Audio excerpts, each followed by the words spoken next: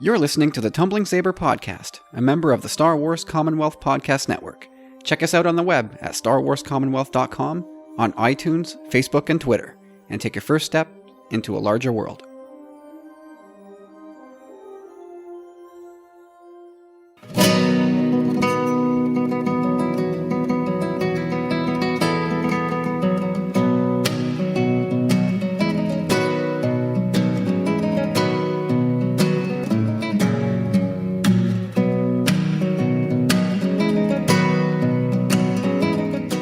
Hey everybody, welcome to episode 70 of the Tumbling Saber Podcast. My name's Kyle. And I'm Corey. And unfortunately, James is under the weather. So no James this week, no Tommy Bombadil 1 on Twitter. And we have an absolutely jam-packed show, so we're not going to beat around the bush as we normally do too much. But Corey, say hi, and let's do a quick weekend roundup. Yeah, how's everybody doing? And it was actually a really great weekend. Out here, it's been raining consecutively for days and days and days and days, and winter just ended. I mean, it was still snowing, I think a week and a half ago. So this weekend, we were in the double digits. I was outside of my sweater, just cleaning up a bit. I stayed outside all day. I think I took like 4 walks. We went to get ice cream. We did the works, man. Like, it's on, man. Yeah, no, today was gorgeous. It was beautiful. Everything's coming up springtime here. Happy to have it back. Yeah, you and I saw each other yesterday at a family gathering, so there's not a whole lot to catch up on. We've already done that. But a quick note. This morning we were watching Empire, and Luke is on Dagobah. He's unpacking his stuff, and he's eating his dinner, and Carter looks at Candace and goes, "Why is Luke having a picnic?" I died. I nearly died. That's awesome. Like, doesn't he understand the dire circumstances of his situation? Yeah, no, I thought that was just hysterical. Yeah, especially the way he says it, too. Yeah, like it's just the mind of a child, as Yoda would say. Yeah, so I'm looking for these 40th anniversary figures, and Candace is out today doing the rounds, and she calls me from Toys R Us and says, they have the 6-inch Vader here. 40th anniversary with that, it's like a diorama background that would sort of accommodate the other original 12 figures. Mm-hmm. Yeah, I know the one you're talking about. I've actually been looking for it. I think it's a Toys R Us exclusive, if I'm not mistaken. It might be. She sent me a picture. It is $75, my friend. So yeah, that's a big fat no. That's outrageous to me. Outrageous. And I know Tim and Troy talked about it with Sanjay on their last podcast, and I think Tim said he was going to bite the bullet. So I'll live vicariously through Tim on that one, but that is outrageous. It's a $30 figure, and what, am I supposed to believe it's a $40 diorama and packaging? Really? No, it's kind of lame, but you probably can live vicariously through your baby brother, because I'll be a sucker too and pick that one up, I think. You're going to drop the $75 plus tax on that? Hey, listen, we're in Quebec, so $75 plus tax is like $212. Yeah. I got to do it. Oh, Jesus. Oh, man. I don't know what to tell you, man. Like, I've been eyeing that thing. I've been looking for it, and when I see it, it will be mine. Well, is that the only edition of Vader there's going to be? Like, if you want Vader in this 40th anniversary collection, it's going to have to be with, you know, that diorama? Is that how that works? That I'm not 100% sure of, but who knows? Well, hopefully Tim can answer that question for us too, because I find that absolutely outrageous. Completely, it's nuts. Like, that almost made me want to not collect this line at all and just say, you know what, I'll wait 10 more years because... And I don't think that's an outrageous thing to say anyway, because we've got the 40th, but what's better than a 40th anniversary? The 50th! What are they going to do 10 years from now? I think I'm willing to wait on that and find out. Yeah, no. That's not you? Can't do it. No, I don't have a nice Vader figure right now, so I'm going to go ahead and do it. If I can find one. Like, I don't go too much. Right near your work. Yeah, it's true. Is that where she was in Point Claire? That is correct. Alrighty then. There was at least 2 in the picture she sent me. So, hey, if you play your cards right and you head over there tomorrow, you might get your hands on one of those wildly overpriced figures. That is gouging, man. I wanted to just hop on Twitter and start ripping Hasbro. Well, to be honest with you, you're not the only one. Like, I've seen actually a lot of serious collectors out there on Twitter just basically saying what you're saying, and it's kind of, yeah, no, I'll wait, and that's ridiculous, that's unfair, and I kind of do agree with it, but at the same time, I mean, I want that figure bad, man. I want it bad! Yeah, I want it bad too, but you know what? I also want a roof over my head. I remember Tim talking about it, but I guess it didn't really register until I actually saw it for myself. And like Candace was saying, do you want me to grab it for you? I was like, that tug of war. Like, this might be my only chance to see it. We may never see this on shelves again. This may disappear quickly. I can't do it. I can't drop $80 on one figure and a bunch of cardboard. Yeah, well, you should have just told her to put it on your tab or something. She's like, yeah, I'll work it off, babe. Come on. Summer's right around the corner. Yeah, no, that's not how it works here.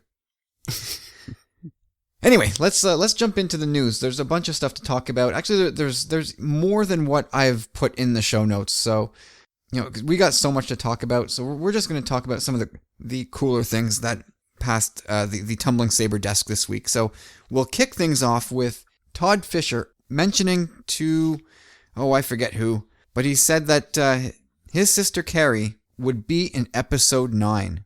So Corey, how does that make you feel that Carrie Fisher will be in the sequel trilogy throughout using existing footage? I was never really a big supporter of recasting or the whole animation thing. I didn't think that was the right fit either. And again, everyone here has said that you can't really alter the story, and that's kind of where I was going. I was kind of thinking they would use the footage that they had to kind of still work her into the story, but not. I thought they would have to change the story to make that happen, but it seems like that's not the case, which is really interesting. And it kind of raises a few questions, you know, like first of all, how are they going to do it? But well, I mean, neither of us are movie makers, but how do you do this? Like, I know they probably have deleted scenes footage and extra stuff that they've shot that they can somehow repurpose. But presumably the footage they've captured of Leia also comes with dialogue that no longer applies to an Episode 9 story if it was shot for The Force Awakens or The Last Jedi. That just doesn't make sense, right? No, exactly. I thought the same thing here. I have that in my notes that perhaps maybe they have all this additional footage and they hire a voice actor, maybe. I don't know if that's crossing another kind of line. Well, I mean, somewhere somebody's going to have to come off their line, right? You can't have it every way you want it. So if you want Carrie Fisher in it, this is a way to do it. It's going to be her, but yeah, I mean, they can digitally alter her face, I'm sure, or at least her mouth, so that they can animate her lips to be mouthing new dialogue that applies to Episode 9. I'm convinced they can do that, and I'm pretty sure that's what they're going to do. So for Todd Fisher to say that, well, again, I don't want to say he's misleading us at all, but I think it's incomplete what we've been told. Like, there will be digital manipulation to this that we're just not aware of yet. And even at that, it's hard for me to believe that, you know, this story as a circumstance is not in some way. Granted, the story might not change all that much, but you'd have to think at one point that they have had to rewritten some of this. Well, I think you had sent me a story that the first draft of the Episode 9 script has just been completed, or something like that, right? Like they're still working out the story themselves. So this is all in flux. Well, it's definitely, I think that's a big variable in what they've had to do with this movie now. Absolutely. Looking at the footage that they have, what they have to work with, what they can use it for, how can they repurpose it and fit it into film accordingly? Well, and that's my biggest concern, I think, because I don't know Colin Trevorrow's work that well, but he's not that seasoned of a director. And I think to have this circumstance hanging over your head on such a big movie, like, all eyes are on you, and yet you have this it's almost like a Denver boot on your directorial skills, because you're locked into what you've been fed as far as Leia's role goes. Again, like I said, you can overdub the dialogue, but the angles of the shots and all this, you're stuck with that. So he's not as free, I would think, as a director would want to be. That's a very good point, actually. I hadn't thought of that, but that's a very good point. Yeah, he's got someone else's material to work with at this point, and it's not his vision per se. Yeah. I mean, like, I don't want to say his integrity has been compromised, but like you said, he's being stuck with somebody else's stuff, and maybe he's on board with it. Maybe saying, you know what, I care enough about the legacy of this character that this is the correct decision, and we will all make it work somehow. Of course, and I think the operative term there is, like you said, all. The onus here is really on Disney and Lucasfilm to give this guy a hand in what they're doing and what they plan to do. Like, they got the means, they got the money, they got the know-how, and they can make this work if done correctly. Yeah. they better get it right. That's all I can say, and I'm sure that's all what every Star Wars fan would say. But Todd Fisher said, his quote was, both of us, and by both of us he means himself and Billie Lourd, Carrie Fisher's daughter. Both of us were like, yes, how do you take her out of it? And the answer is, you don't. She's as much a part of it as anything, and I think her presence now is even more powerful than it was. Like Obi-Wan, when the saber cuts him down, he becomes more powerful. I feel like that's what's happened with Carrie. I think the legacy should continue. And that's he's almost echoing what I've been saying, that you don't take Leia out of this because of what's happened, as tragic as it is. She's a transcendent character, and it would be insulting to the legacy of Carrie, and to the character of Leia, to the franchise of Star Wars, and to all Star Wars fans to just say, well, we're going to have to just tie this up in a bow because we don't want to deal with this. They're dealing with it, and I think probably the best way, if they have this additional footage that they can use and stretch and bring about a full-bodied performance with that, then I think that's the best case scenario, and everybody comes out a winner. Yeah, I have to agree with you there. Like I said before, I can't see anyone else doing this role. It would just be too weird. It would kind of take you right out of the film, I think, at this point. And her brother makes an interesting point, too, with the Obi-Wan analogy. Like, when we see her in the next 2 films, like, it's gonna resonate with us big time. Oh, yeah. And that might come as soon as this week, if we see her in the trailer. I mean, Celebration is just a few short days away. I think when we see her in that trailer, if she's there, a few of us might get verklempt. And by few, I mean everybody. Yeah, I could see that for sure.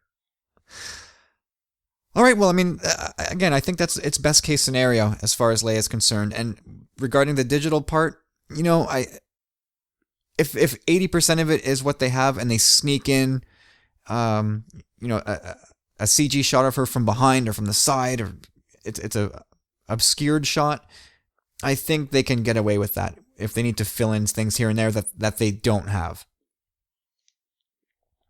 Yeah, it's definitely going to be tricky, but like I said, they've got quite a bit of time still, so... Time is on their side for sure. Yeah. Like, can you imagine if Carrie Fisher had passed away during filming? Oof. Well, fandom would be as accepting as always, I would think. I think Disney was still trying to push for the date they need to release it, but given circumstances sometimes, especially with Star Wars fans, I don't think anyone would be upset if they had to push back a date or something like that. Anyway, we don't have to go down that road because it's not happening. And I think we are benefiting from the best possible scenario. Yeah, there's definitely a loophole in it. Did you just say that because you like saying loopholing things? Well, it's kind of like pointing it out now too when I see something that's similar to that. All right, moving on. Corey, how did you feel about the Freemaker adventures? To be honest, I didn't really catch them all. I've caught maybe a handful of episodes, and they were fun. They were cool. Like, I do like most of the other Lego stuff that I've seen as well, but none of it do I watch religiously, and none of it do I, like, PVR or tape or record, anything like that. But if it's on, I'll definitely watch it if, time permitting. Like, if I'm watching cartoons with my son and it's, like, a question of that and Jake and the Pirates or something, like, we're watching Star Wars all the time. Well, you're getting a second season to rectify all of your incorrect answers that you just gave. Freemakers are awesome, dude.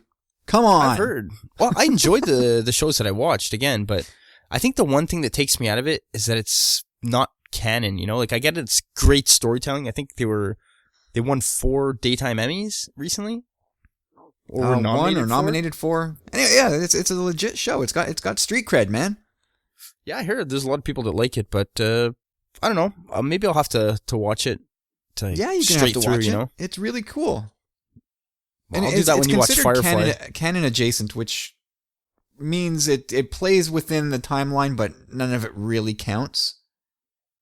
Yeah, it's kind of sad though, because it seemed, from what I saw anyhow, it seemed really interesting with the kid. The kid that's in it, he can use the Force, right? Like Rowan. Yeah. Yeah, but he also cuts really close to Ezra. He'd be a few years younger than Ezra, but they're very, very similar characters in a lot of ways.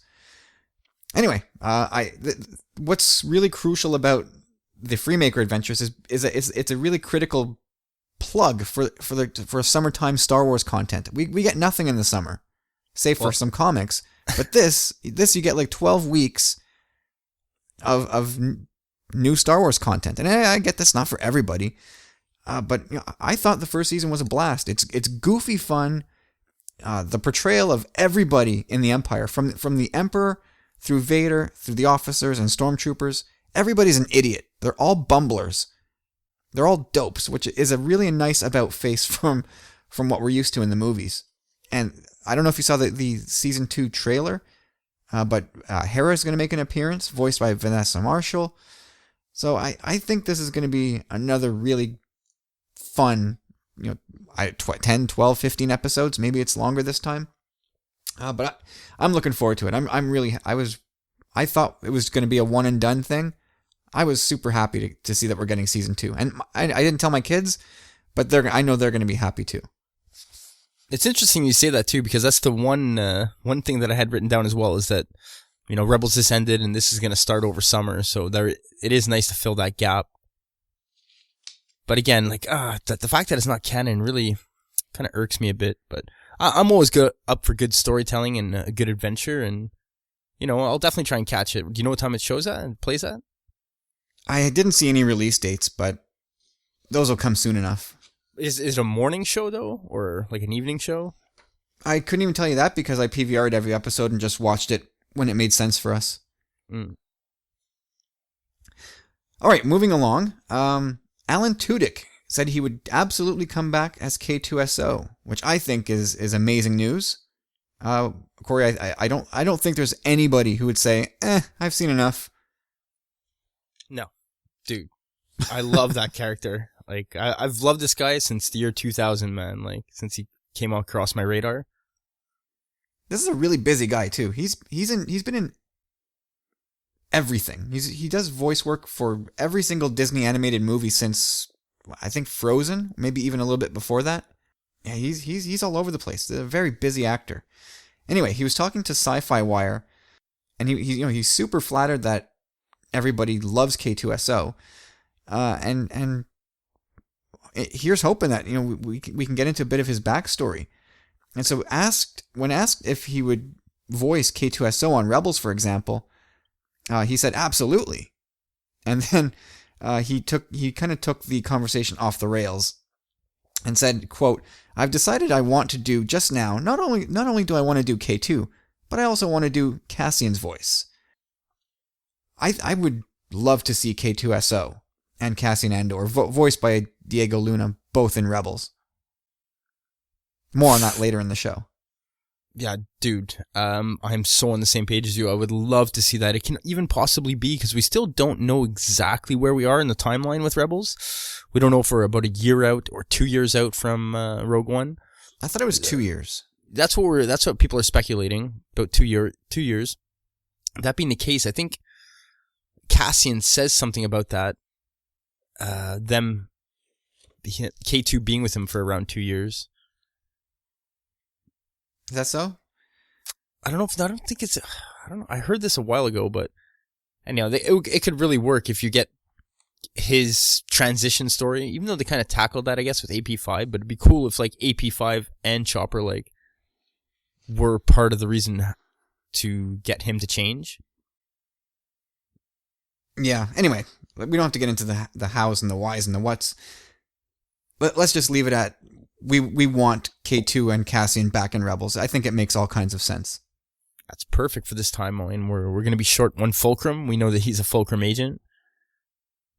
Yeah, it makes perfect sense that even if it's just in a one and done episode, brief thing where they have a quick little hit, that's enough. That would be enough to bridge gaps and plug holes. No, 100% for sure. It'd be really nice to even, so to say, fan service, but it would still, yeah. I mean, there's all kinds of episodes like that they have time to do that kind of storyline. A little bit of fan service is okay from time to time. I know it's sort of treated like a 4-letter word that it can never be done, but a little bit here and there, and I mean very sparingly, but sometimes it does a body good. Well, yeah, man. Like, why not? Why not dabble in it now? Like, the time is now. Like, you got the show going, you got this movie coming up in the same timeline. Like, you got to do things like this. I mean, bringing Saw back, like, it all makes sense. It sure does.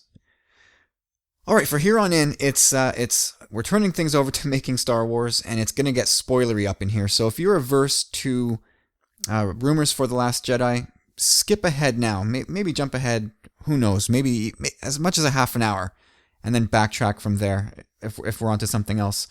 But we'll kick it off really quickly. We'll try and do this as quickly as we can. So Benicio del Toro from Making Star Wars, they've dug up either a code name for the character or his actual name, but they've listed him as DJ, and they've given him a quick description of him wearing all black with a billless hat, a belt and blaster holder similar to Han's, a long black trench coat.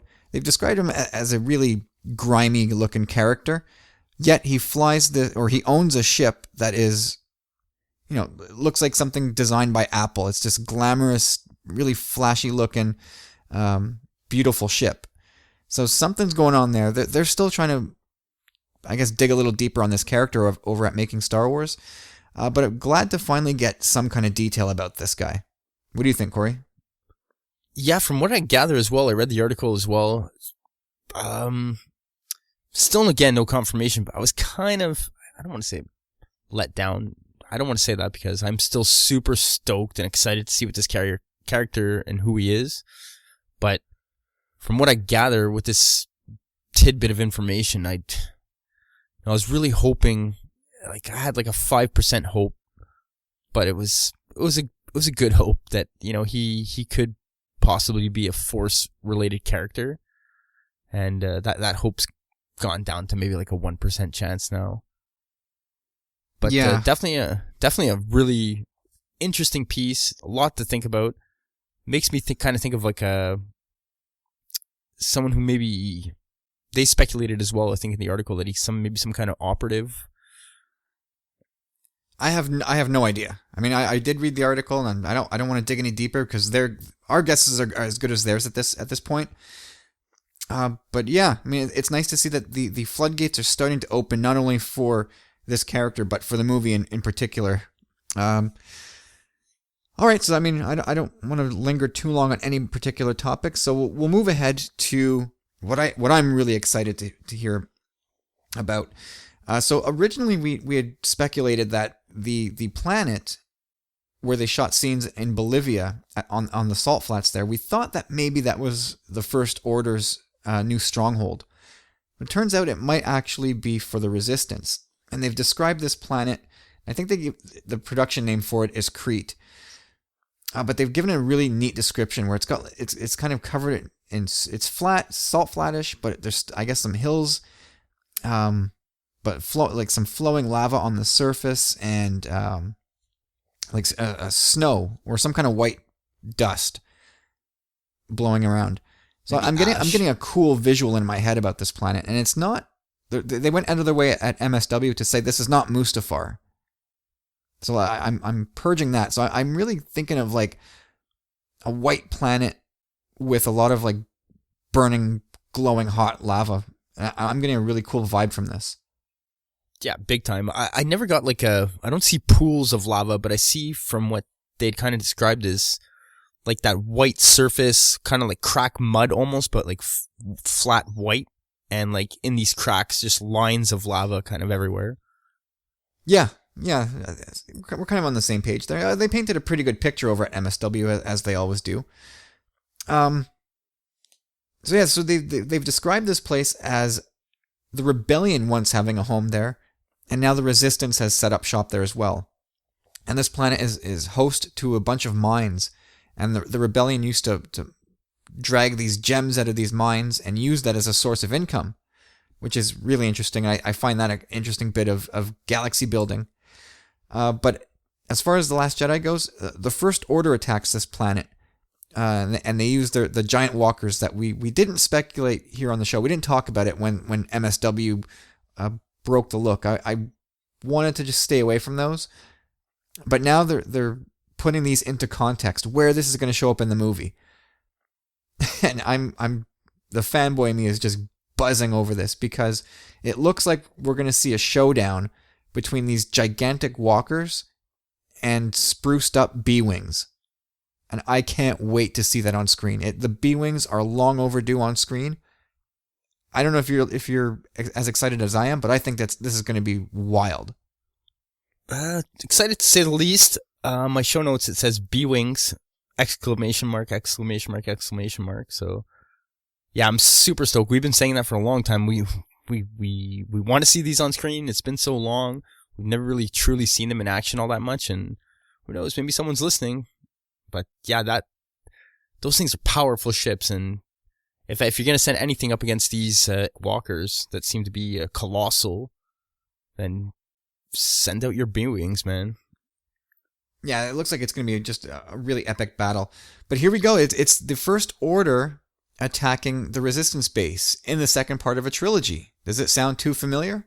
Dude, I was just going to say the same thing. It's totally analogous to Empire. And not only that, it's like, again, that play within the saga that, you know, where you're on this ice planet at one point, and now you're kind of on this, what looks like snow in this salt flat with lava. It's like kind of like the exact opposite of snow, right? So the juxtaposition there is like, dude. Yeah, I'm sure they're going to catch some crap for that. You copied Empire, you got lazy, blah, blah, blah. What do you mean? No, it's not lazy. It's like it's classic Star Wars. It's like the opposite of snow is lava, so. No, but the First Order, the enemies attacking the good guys at their base with giant walkers. Anyway. No, it happens. It happens. Anyway, you know what the best part of this means? No. B-Wing toys, man. We're finally going to get some B-Wing toys. Ooh, that's true, eh? There's not a lot out there. There haven't been a lot out there. They've either been those little miniature vehicles or a model kit. But really, there hasn't been a full-size B-Wing since, what, the 80s? Did they do one for the Power of the Force 2 in the mid-90s? I don't remember seeing one. I don't think so. And yeah, that B-Wing has been on my... It's on my list, basically, of toys to get. Yeah, absolutely. Like, this makes me want to go on eBay right now, turn off the podcast, stop recording, and go grab a vintage B-Wing. Yeah, dude, like, I was willing to shell out the, whatever it is, $200-300 US on it. You'd get one with box? Probably. If I'm going to go big, right? Yeah, that's it, man. If you're going to do it, you might as well, right? Well, you get like a bottomless pit of money over there now. Buying Not these really. Vader figures and holy Lord. It's in the long-term plans. But now that I know that it's most likely will be coming out within a year, less than a year, hopefully, I will definitely be buying myself a Christmas present. Yeah, I would imagine that. Well, I hope that that's sort of the feature vehicle. that we get as a playset come this fall. I will just die because I didn't buy the U-wing for Rogue One. I didn't buy Poe's X-wing or Resistance X-wing for The Force Awakens. It just nothing was quite original enough. So, but this B-wing I will definitely be getting my hands on. Well, I think now also, I think the staple of the Resistance is going to be that T-85 they've been talking about, right? The X-wing. Yeah, the X-wing is always the workhorse. Whichever model they use, it's always going to be the go-to. But anyway, super excited for that sequence, and man, the hits keep on coming here with some late breaking news. We record this on Sunday nights. And this is so fresh that I didn't even have time to put it in the show notes. I was just able to read the piece, jot down a few notes on my pad here. MSW posted a lengthy piece about Snoke and his guards, a bit about Kylo Ren. It's a long thing. We're not gonna spend too much time on it.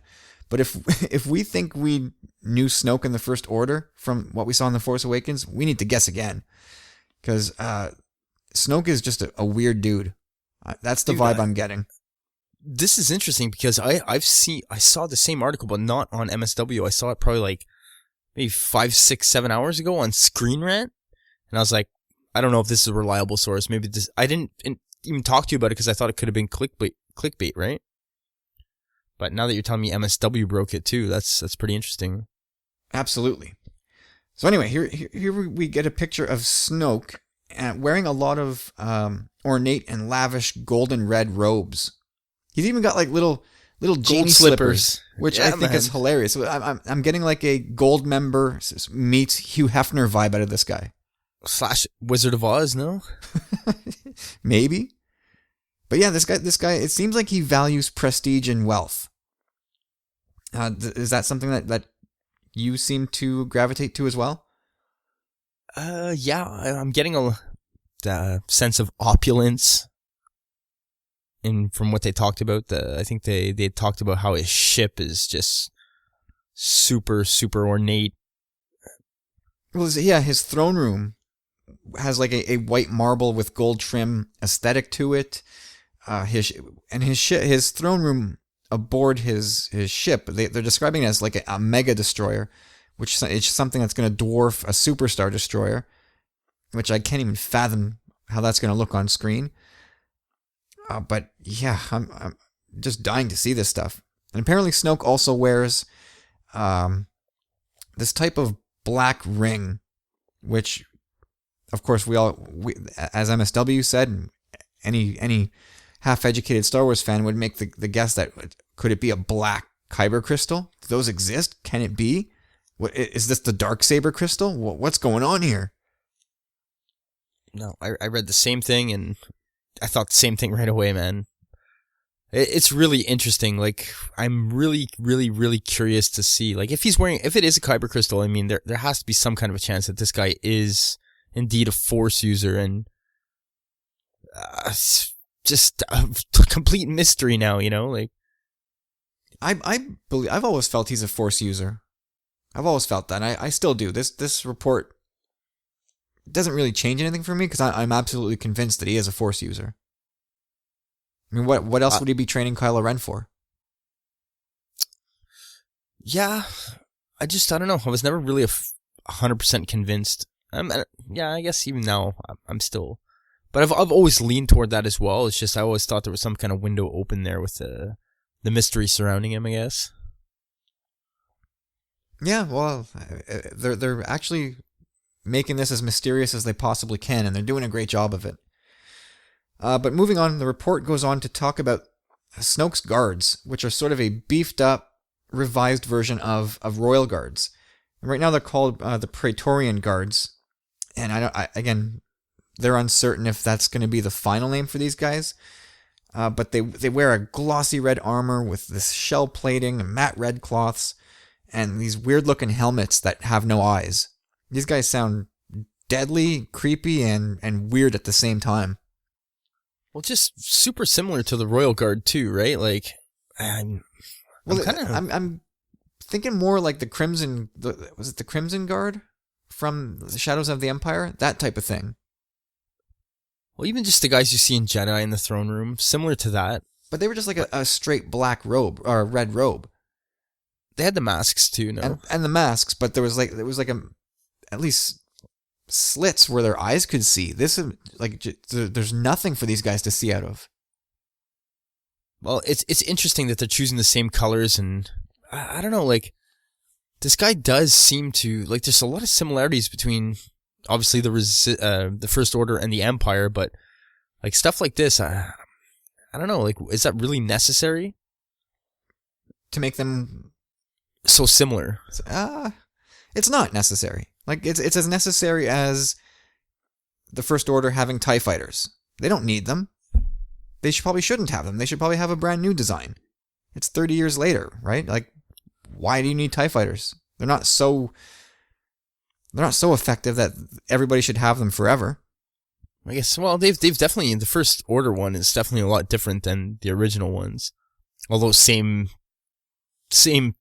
format, same style, but I can carry that over to the Resistance with the X-wing. They didn't need to have the same ships. That was purely for us to say, oh look, that's warm and cuddly and cozy. I recognize that. Yeah, these Red Guards are going to do the same thing. Yeah, exactly. They had a few spare robes in the closet, and here, throw these on. Yeah, so now these guards they carry these melee weapons, and the MSW pointed out they sound like they're Ninja Turtle weapons. One's got like swords, one has a staff, and one has nunchucks, and the other has knives.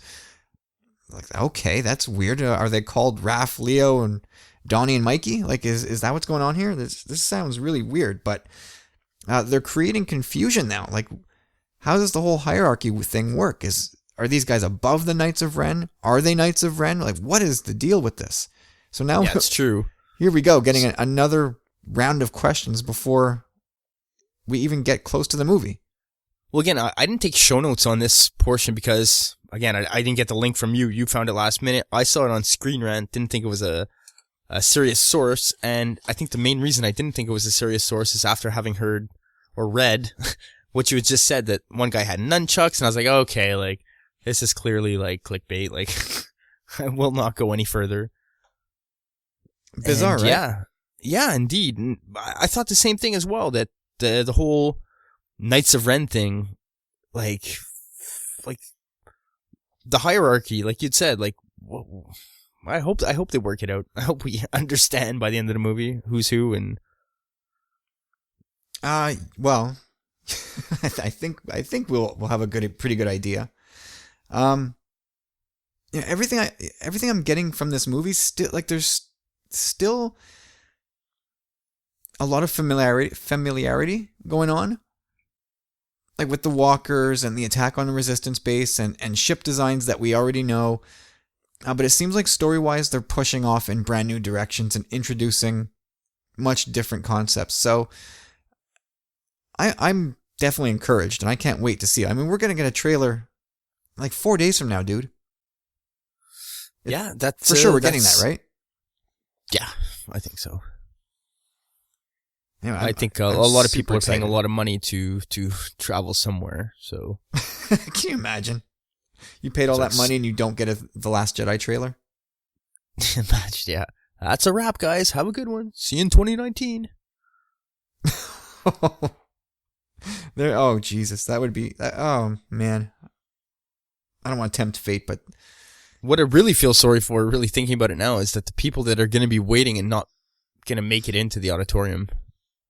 Well, it sure sounds like that, right? Like, it sounds like there's two must-see panels. It's the 40th anniversary panel and the Last Jedi panel.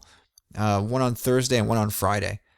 But it sounds like if you want to be in those panels, you're going to have to line up the night before.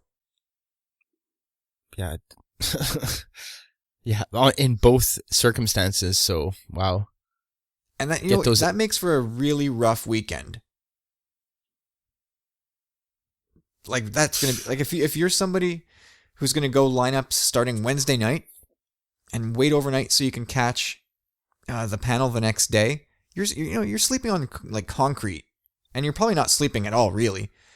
Then you're going to go see this hour-and-a-half panel, freak out, tweet about it, be all buzz and adrenaline. Then you're going to say, well, I'm going to go maybe grab some lunch and then go crash. Your body clock will be all messed up, and then you're going to have to pop out of bed and go do it again. Oh, and sleep on the floor again, even though you probably paid for a hotel.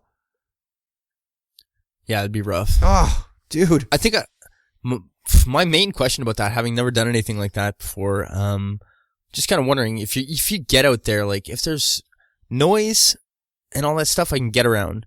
But if people are like kicking me and the line's moving and stuff, like, yeah, I'll never be able to sleep. But if I could be undisturbed, like, I'd just like throw in my Kanan mask and like put on some like headphones or whatever, and I'd be able to rock out for at least 4 or 5 hours on the ground. Oh, no one really? bothered me.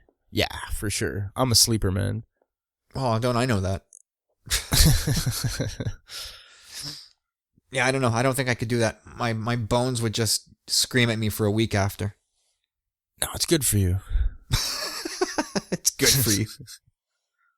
The timing is crappy, but like, again, if you can get those 5 hours in, I would do it without hesitation. Even 4 hours. If I get 4 solid hours, you make a little nook for yourself there. Hopefully some of your younger friends take care of you, and if they form a human shield around you and they could stay up all night, do whatever. But you got to pray that you don't wake up covered in Sharpie permanent marker. Yeah, get penises all over your face and whatnot. You said it, not me. Yeah, I was hoping those days would be behind me, but wait, has it happened recently? Oh, we used to do. I've never been the victim of, because I just knew better, but there have been many victims of. Oh, you do not want to be the first person to fall asleep at a party. It's the worst. Not with a bunch of guys that are in their 20s, anyhow. Nope. All right, so I mean, anything else you want to say about Snoke and the First Order? There is more to that report, but for the sake of brevity, we'll cut it there, and we don't want to spoil everything for the listeners. So, and the Snoke bit was the main part. There's more stuff on, a little bit more on Kylo Ren, a tiny bit on Phasma, but we don't need to get into that, do we? Not really. B-wings were the most exciting thing. Yeah, I'm so stoked for the B-wings, dude. Okay, so what we're going to do now is we're going to jump into our Rebels Season 3 retrospective. It's a pre-recorded bit, and we had ourselves a little bit of fun, and we'll hear that now, and we'll come back in after and carry on with the show. Alright, so here we are, one last kick at the Rebels Season 3 can, and I'm sitting here with Corey, as you know, and also, back by popular demand, it's Candace. Yay, it's me! Alright, so let's keep this tight, everybody. So, Candace, what has been your favorite season of Rebels so far? Number-wise, I have no idea, but it's certainly the one where Ahsoka bit the dust. Ahsoka did not bite the dust. No. Ahsoka lives. Yeah, of course she does. But that was my reference. So. All right. So season 2 has been your favorite so far? Yeah. Corey? Tough to say. I think I love them all equally for different reasons, to be honest. You fence sitter. Yeah. Make a commitment. Stop loopholing. Just make a commitment. Pick a number.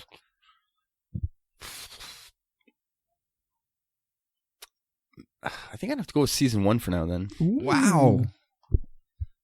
I just like it's the genesis of it all. It's the beginning, and I really like the end of that season as well. Although the season finale for part 2 obviously just destroyed it. That was amazing. But all 3 seasons super strong. Really hard question. Yeah, well, I'm giving the slight nod to season 2 just because it was, for me, the most entertaining of the 3 seasons so far. Oh, it was the best. I don't know if, well, you know what?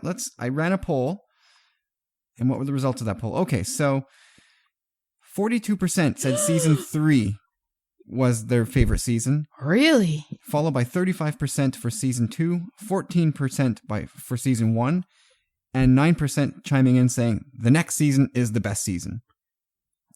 Anyway, so I think the blend of good storytelling and action puts season 2 in the lead for me. But I think overall the best storytelling was definitely done in season 3. No, I disagree. I find that they rushed too fast towards the end game and their storytelling was compromised. I kind of have to agree with Candace there. I think there were certain story arcs that could have been prolonged in season 3, but I think season 3 was the most consistent in epic episodes, so to speak. Well, I'm on the same page with you there as far as consistency. I don't think there was any super lulls in season 3. I think the writing and the pacing was on point throughout the season. Yeah, but I feel like they could have articulated some stories better and therefore made the season better. I agree with that. No, I can't disagree with that. Do you care to give an example? The Mandalorians. Maul. Thrawn too. Maul, Maul, I think, was by now, he was a sore thumb, and they just had to get him out of the picture. Yeah, but that's just it, man. Like, they could have made that storyline a little more epic, even though the ending was perfect. The ending was great. Just in between, there could have been a little more there, especially the way season 2 ended and the way this season had begun. There could have been some juicy stuff in between. Definitely. There was a huge gap of storytelling that they could have capitalized on. He just disappeared for a while and then all of a sudden he was back and it was interesting. Well, I feel like that's a byproduct of not knowing what to do with him. Because if he's around too much, it's because he's having an effect on Ezra. But they made a concerted effort to have Ezra turn away from Maul. Yeah, but these are professional writers. They should know what to do with him. Yeah, which is write him out.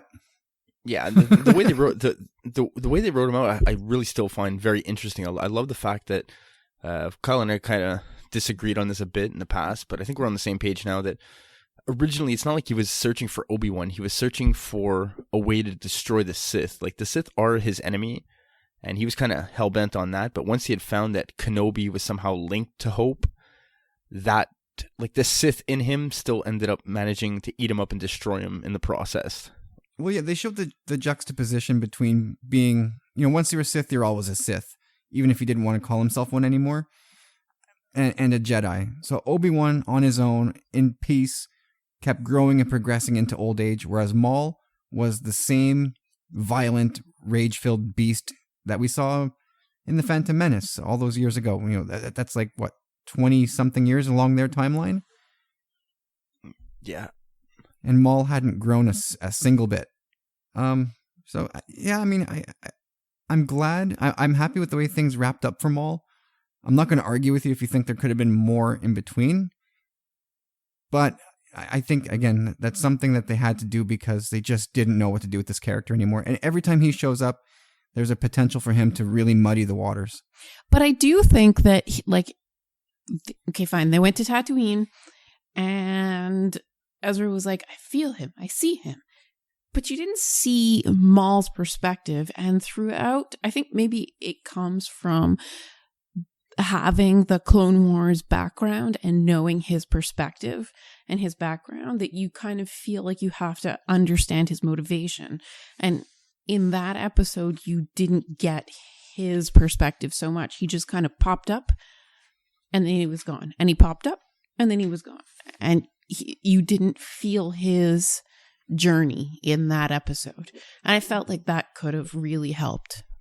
That was his journey was all summed up in the scream. The Howard Dean yell. All right. Okay, so I'm happy to see that at least all 3 seasons got some love among the 3 of us. And it was a pretty decent split on the poll as well, so... The one thing I will say about this season, we said it had consistency and whatnot, but the one thing I really felt that it was lacking in the long run was kind of an emotional resonance. Like, that's what I was saying about season 1, the way it ends. The last 3 episodes of season 1 are really good. Like, Kanan gets captured, the Grand Inquisitor dies. It's really, there's a lot going on there. And then the end of season 2 as well, it was... I mean, God, I was almost in tears, just like Ezra being held by Kanan. Like, well, I think that's what we were both saying from the beginning, that it was a simpler story told more profoundly. And season 3 is more stories. And so you don't get the same emotional resonance with more stories being told. Well, in a way, it's also the scope is widening for these characters, right? So seasons 1 and 2 were able to be a bit more intimate because we only saw the beginnings of the rebellion. Now we're in the beginning thick of the it. crew. Right. And now we're kind of in the thick of it. So, yeah, I guess it kind of makes sense that things maybe don't resonate on that same level. But we trade that off for all that connective tissue from A New Hope that we've been craving. All right, so let's get into our highlights here for season 3. Corey, I'll kick this over to you first. Do you have anything that just jumps right to your mind for season 3 as being a high point? Bendu. Bendu, huh? Yeah. Ride the lightning and kill them all. What about Bendu did you enjoy? Just the fact that he believed he was the balance. I love the nature of the character as well. Like, I'm still not exactly sure what he is. But I just love that we're dabbling in the gray. And he's kind of our first character that's been talking about this, and canonically anyhow. I still don't know how I feel about Bendu. I feel like Tom Baker did a great job with the character, but I feel like there's no purpose for this character right now. Was it just to introduce the concept of being in the middle? I just feel that the fact that they're starting to dabble into the gray is very interesting, and they chose an interesting character to do it. Yeah, no doubt. Candace, highlight for season 3 for you. For me, it was definitely the Darksaber. I have no deep insight, but it felt just very momentous. Corey, you have anything to say about the Darksaber episodes? It's in my top 2 of the season, that's for sure. It's tied for number 1, I guess, with Twin Suns, I would think. Yeah, it was spectacular. And that's really, what I mean by the storytelling aspect for season 3. Like they had never done that, gone that deep on a character before. And the way they did it too. That's another thing this season really came through as well. Was like the visual stuff. Like a lot of it was super epic. Yeah, I mean the visuals keep getting better. I guess maybe the budget keeps expanding a little bit, so they can invest a little more in effects. But I would prefer that they keep investing in writing. Yeah, more the storytelling, definitely more the focus, but they're definitely going to do both well. But definitely Trials of the Darksaber, wow, what an episode. Just everything about it.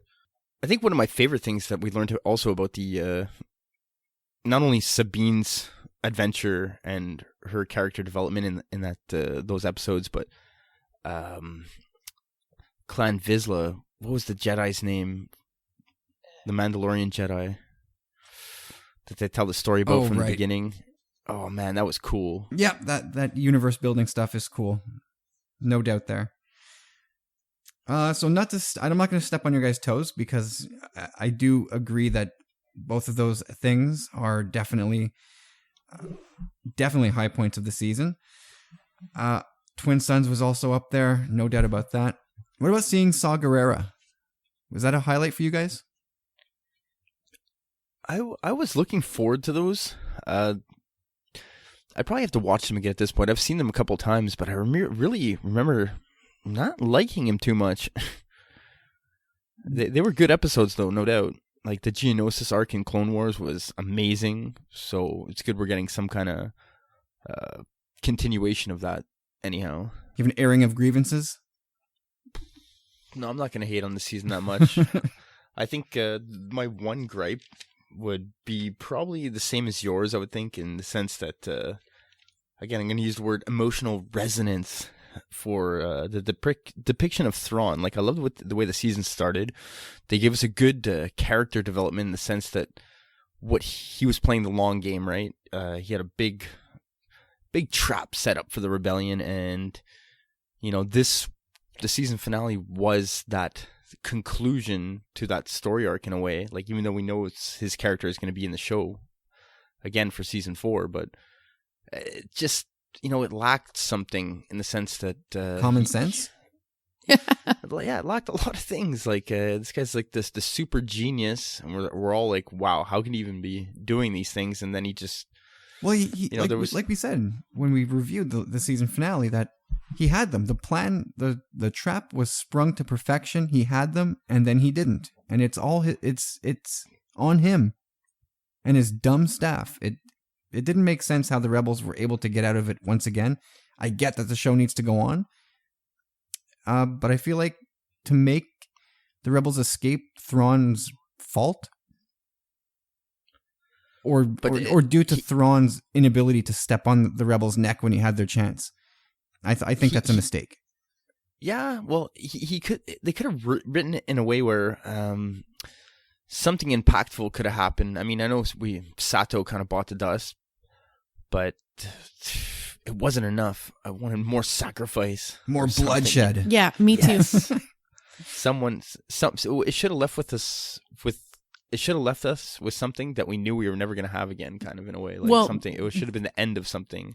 That's what happened in season 2, and I think when we talked about the season finale, that's what I said to Kyle. I'm like, maybe it's just because we're Walking Dead fans. We expect somebody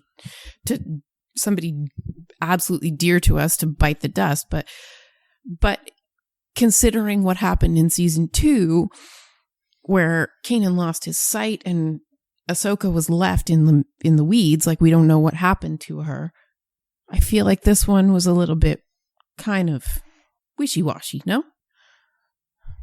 Yeah, a little bit. Okay, I'll just run through a couple other highlights here. You guys give me the thumbs up or thumbs down. Seeing Wedge. Cool? Big time. Big time. The last battle. Sort of an end to the Clone Wars, so to speak. Yeah, that's on my list too. Corey, I think you touched lightly on Visions and Voices. That was a cool episode leading up, or that was the mid-season break, where Ezra goes to break his connection with Maul. That's where the Darksaber comes back into play, isn't it? Mm-hmm. That was a cool episode. Legacy of Mandalore was good.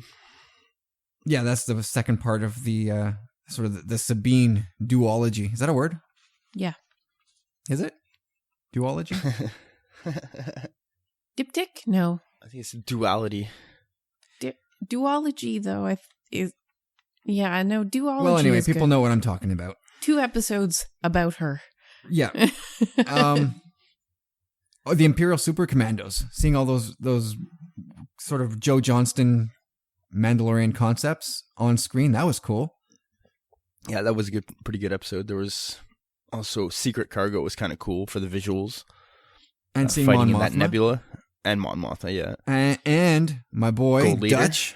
Oh, yeah. I'm not going to let people forget about that amazing prediction of mine. It's not that often I predict something correctly, so when I do, I'm going to brag about it. AP5, every time he's on screen, I think he's a highlight. I don't care what people say. Warhead was kind of a miss for me. Say what now? Warhead? Oh, Warhead. Yeah, that was a meh episode. I feel like Zeb gets the crap end of the stick too often. Like, yeah, he really did. Especially in that episode, like, sorry, Zeb. Yeah, that's too bad, because I feel like there's more to do with Zeb, but they haven't developed him that much. I'd like to see him and Rex lead a battalion. Or a platoon, whatever you want to call it, a garrison. That'd be really cool. That would be cool.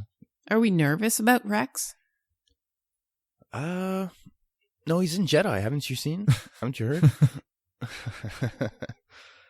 At this point, I'm not nervous about anybody, really. I think there's gonna be some that meet their end. We've seen it before.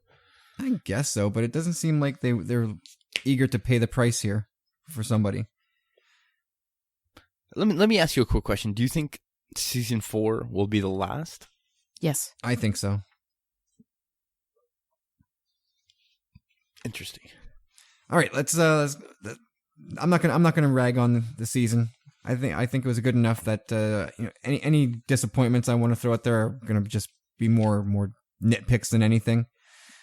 So let's talk about breakout character or characters. Candace, anybody you just say they did such a great job with blankety blank this year? Well, I have two. I was very surprised, pleasantly, with Callus. #hot Callus. Lamb chops. And AP5. Huh, interesting. Not where I thought you would go on either occasion. What, Callus, you're just happy about the turn?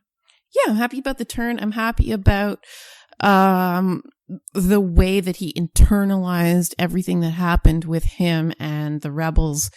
And before that, because he had dealt with the, what are they called? The Lithuanians? What are they called? Come on. Lasat? Yes.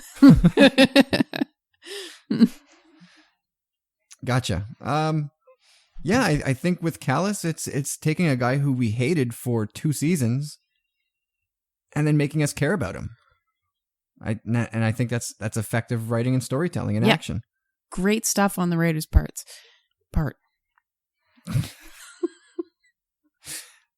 And AP5, well, no explanation needed. It's No, he's a delight.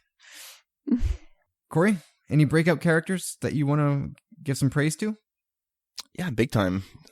Hot Callus was on my list. You're going to run down the whole cast, aren't you? No, we got Bendu. Really well done. We talked about that already. Breakout season was really, I would say the majority of the focus would be on Sabine. Not necessarily Callus, but yeah, this was almost Sabine's season, and AP5 for sure. Breakout character, big time. But Sabine and Callus would be at the top of the list for me. Yeah, Sabine is at the top of my list with a bullet, for sure. She took the biggest leap forward, I think, this year. In seasons 1 and 2, I kind of felt like, well, she's cool, but superfluous. I don't know what they're doing with this character. And now it feels like Sabine has an actual meaningful future in Star Wars. Yeah, really, she had a heavy story arc there. It was good writing. I liked what I saw from Hera, stepping a little further up the food chain in the rebellion. Kanan taking a step forward as a Jedi. You know, the guy, we met him in season 3 with this devastating injury, but it seemed to have helped him in a lot of ways. Yeah, I don't think that injury was an injury at all. It was just like changing things. It wasn't removing anything. Yeah, it was good. The way they did that, the steps into shadow, was a good way to start the season. We really had you really saw what the damage done from season 2, where they were at. Kanan like really lost, both literally and physically, and Ezra really tempted by the dark side, and they both found each other again. And really, because I felt like he pretty much picked up physically where he left off. No, he was like a mess until he met the Bendu. Well, he was sort of withdrawn, right? He'd sort of pulled back from the group, and he was sort of, it seemed like he was just secluded. He wasn't himself. He had secluded himself. He was meditating a lot, trying to figure out what his place was going to be. But he was afraid. He was definitely afraid. But that was an emotional handicap. That wasn't a physical handicap. No, but he overcame all of that, and I feel like now he's a legit Jedi Knight. Yeah. So he has like a badge. Yeah, that did help seal the deal. I love the fact that... Yes, he's got a badge and stuff. Yeah, other than that, I mean, it was great to see Obi-Wan Kenobi again. I feel like that added a new sub-layer to that character. And don't get me wrong, whatever happened to Thrawn in the season finale does not take away from how I felt about him all season. Like, I love the character. I love what they did with him. His mannerisms, his voice. They really nailed that character. I got more fed up as we went along with the character. I'm still on board with him. But yeah, I don't know. I don't know if it's just I get fed up of the monotone voice, or that they just made him so perfect until he screwed up. I don't know. Well, when he first showed up, Kyle was like, oh, look, he's so intimidating. And now he's just kind of like, I don't know, he's predictable. He's so beautiful. He's so chiseled. Well, and he also has those weird eyebrow lumps. That's okay. All right, so we'll wrap this up really quickly here. I'm gonna throw a name at you guys, and we're looking ahead into season 4 now. I'll throw a name at you. You say it's a yes or no question. If this person is going to be in season 4, you guys ready? Yes, wait. Do we answer? Are you asking like one person specifically? Yeah. Or? Do we answer at the same time? Just play ball. Just play ball. Okay. No, wait. We'd like to play ball, but we need to know. Corey, will we see Ahsoka in season 4? In some way, shape, or form, yes. Candace. Yes, absolutely. All right, I'm a yes on that as well. Corey, Kenobi. Negatory. Yeah, no way. All right, that's a clean sweep again. Candace, is Vader going to be in season 4? No. Corey. Wait. No, it's a no. I wrote it down. Maybe at the very end. I wrote no. You're a no. Give me a no 0.9. Oof, I want to try and loophole this too somehow, but no. Let's go with no. I have a yes on mine.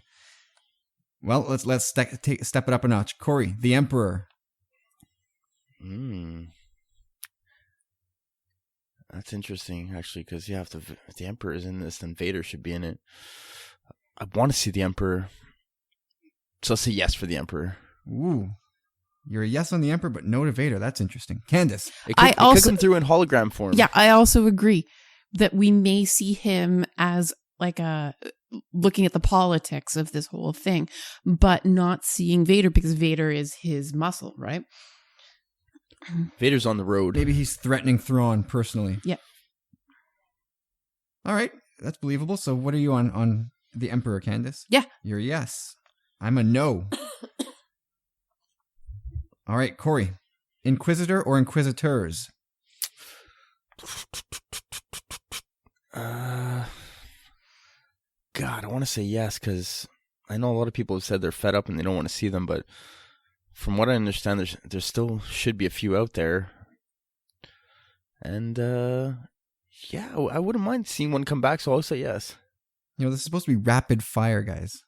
Yes. We're like a potato gun here. You're a yes. Candace. As much as I'd like to say yes, because I had the theory that they were the beginning of the Knights of Ren, I'm going to say no, because I think the storyline has ended on those guys. Me too. I'm a no on those guys. Candace. Bendu. Yes. Oh, no, wait. No. Done.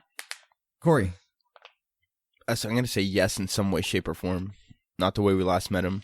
I'm a yes too, because otherwise there's been no point to this character. Yeah, I don't think there was any point. I think as emotionally, I'd like there to be something, but I think it's just done. I think the one thing that happened at the beginning of the season is that he taught Kanan how to see again, but that's after that, and the fact that he kind of helped him out in the 11th hour on Adelon. But the way it ended, I really do hope we see him again. But he helped him out, but he didn't help him out because he attacked their ships as well. This is rapid fire, guys. Wait, the tangents are out of control. I am not. The whole system's breaking down. I never agreed to the rapid fire. Anyways, I think he is his own agent. He says this planet was hidden for a reason, and they pissed him off, and that's the end of it. He's done. Well, he's taking his ball and going home? Yes. Oh, jeez. It was like a breakup. Yeah, exactly. All right. Can we get back on the program here? All right. I never Fire want to away. see you again, Kanan Jarrus. Corey, Jyn Erso. No. Candace is she's shaking her head. Okay. No. I'm a no as well. Hey, well, look, we're going to see Saw Gerrera. He's not on this list. I'm just saying we're going to see Saw Gerrera. Cassian and K2. Package deal. Corey. I love the idea. So I'm going to throw the positive vibes out there and say yes. No and no is my answer. Go to bed. Why did you invite me here? Chirrut and Baze, Candace. Again, package deal. No. Corey. No. That's a clean sweep. Corey. Urso and Krennic. Which Urso? Galen, sorry. Galen. Okay. Yeah. Again, I'd like to see it, but I don't think that's going to happen. Candace? I'm going to go with yes. Whoa. Alrighty. Here's one you guys may not be too familiar with. But again, it's a 50-50 shot, so just step out on that ledge. Ray Sloan. Oh, is it that guy that sold us the tires? That's the X-Wing pilot, right? No, Ray Sloan is a lady who is an admiral in the Imperial fleet. At this point, she may even be a captain. But she's a big player in the expanding canon, especially in the Aftermath novels. And she's been in the comics as well, so she's a part of the Imperial picture at this point. You're gonna have to. She's young. Just it's a yes or no. Really? Nah, no. Candace, you gonna give me a yes or a no? Well, I'm giving you. You're gonna say yes. Moving on. Corey, Boba Fett or other notable bounty hunters? Yes. All right. Candace. wait, who? Boba Fett or other notable bounty hunters? I'm sticking more with an other notable bounty hunter. No. Part, but Okay, here we go. Just a couple more here, guys. Biggs. Corey. God, I love. Yes, let's do it. Yeah. I'm a yes. Candace, you're a? Yes. Also, I think it's going to be yes, and not only because our 3-year-old calls him pigs. So, Corey, we're going to stick with Biggs. And what about his buddy Porkins? That just reinforces pigs. Pigs and Porkins. No, I don't. No. No, wow. No. Candace. Unless he brings bacon, Porkins can't come to play. I'm a yes on Porkins. I think we're going to see Biggs and Porkins in the same episode. All right. Corey, Akbar. No. Candace with a little homage to the bad lip reading. Yeah, 100%. Yes, we're going to see Akbar? Yeah. I'm a no on Akbar. We're going to come back to this at the end of season 4. I'm keeping this. What about Radish, Corey? That's where I'm at. You're a yes We're on gonna your see Radish? Yeah, if we're going to see any Mon Calamari, it's going to be Admiral Radis at this point. Why can't we do both? I'm putting my eggs in the Radis basket, though. Are you- It was one or the other. You're a yes, Candace, to Akbar? Well, I think we might do a Mon Calamari episode, in which case they might both show up. All right, Corey, here's an ultimate reach. General Maydini. Fake beard guy from Return of the Jedi. Yeah, I remember. Oh, yeah. I always called him General Maydeen, but... No. Yeah, I'll say no. I'm a no. You're a no? Yep. Candace? I influenced Corey, but you heard me. All right.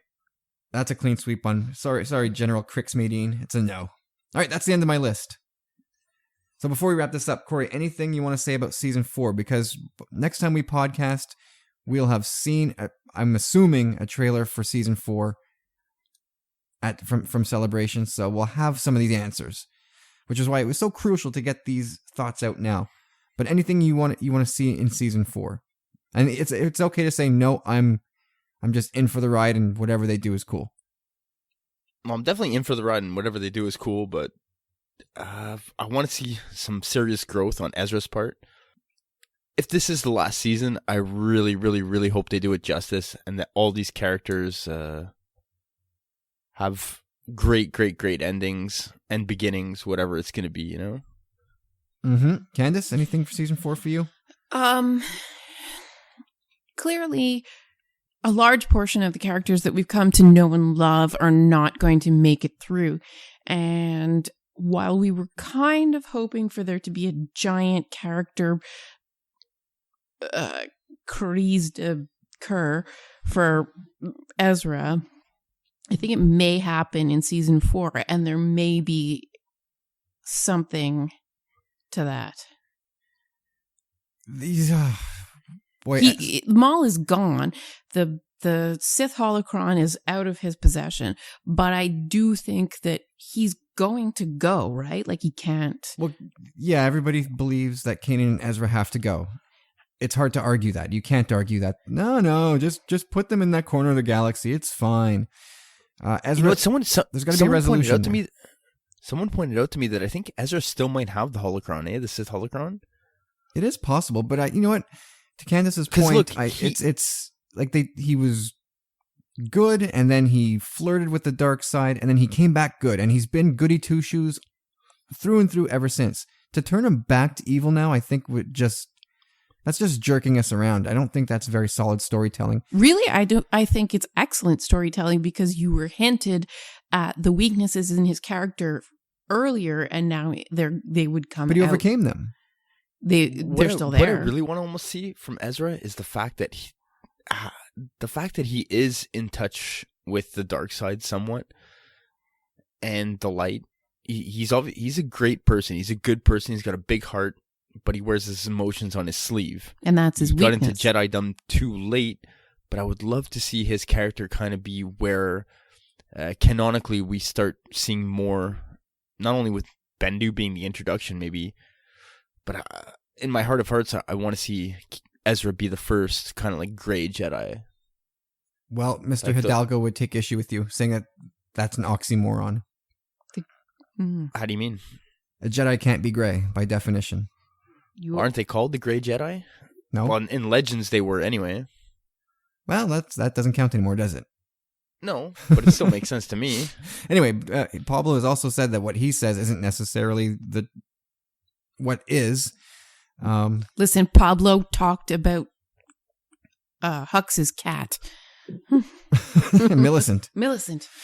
Anyway, he just said, like, in his opinion, gray Jedi is an oxymoron. A Jedi follows the light. If he's following the gray, he's not a Jedi. No, that's where I think the storytelling is going to get good going forward in Star Wars, is that a true Jedi should be the balance between the light and the dark, and that's what got lost along the way. We'll see. I mean, if they go down there, they have the potential to redefine a lot of what we know about Jedi. And I don't know if Rebels is the place where they're going to do that. Not necessarily. No, introduce it is what I'm saying through Ezra. Yeah, not necessarily, because it is at a narrowing point where there are very few Jedi that this could happen, and then you go into Rogue One and what happens after that, and that doesn't carry on into the further stories because it's just not translated. They don't have contact, right? Well, whatever it is, it has to wrap up before they get to Rogue One. It does have to wrap it up. And that's why I think something goes on with Ezra's development. And there's a like I said, a crise de coeur. And it may nobody knows what you just said. A crisis of heart. And it comes to blows with him and Kanan. That could happen. I mean, they've made those two reconcile, but could there be another falling out? Well, they just in the season finale, Kanan was saying, like, I didn't think I was enough for you, which may mean he wasn't. And even at that, I think that's another interesting note that they meant to throw in there at the end of season 3, where, Kanan's telling Ezra, like, no, you have to go on your mission. I think I have something to do on my own here. We're going our own separate ways, and I think that's really what it was a metaphor to. Like, we're going our own separate ways at this point. I can't teach you much more than what you know. And, like, I believe in you, and just make the best of it, kind of. But I don't think he'll always be his master, but I really think that Ezra's going to be...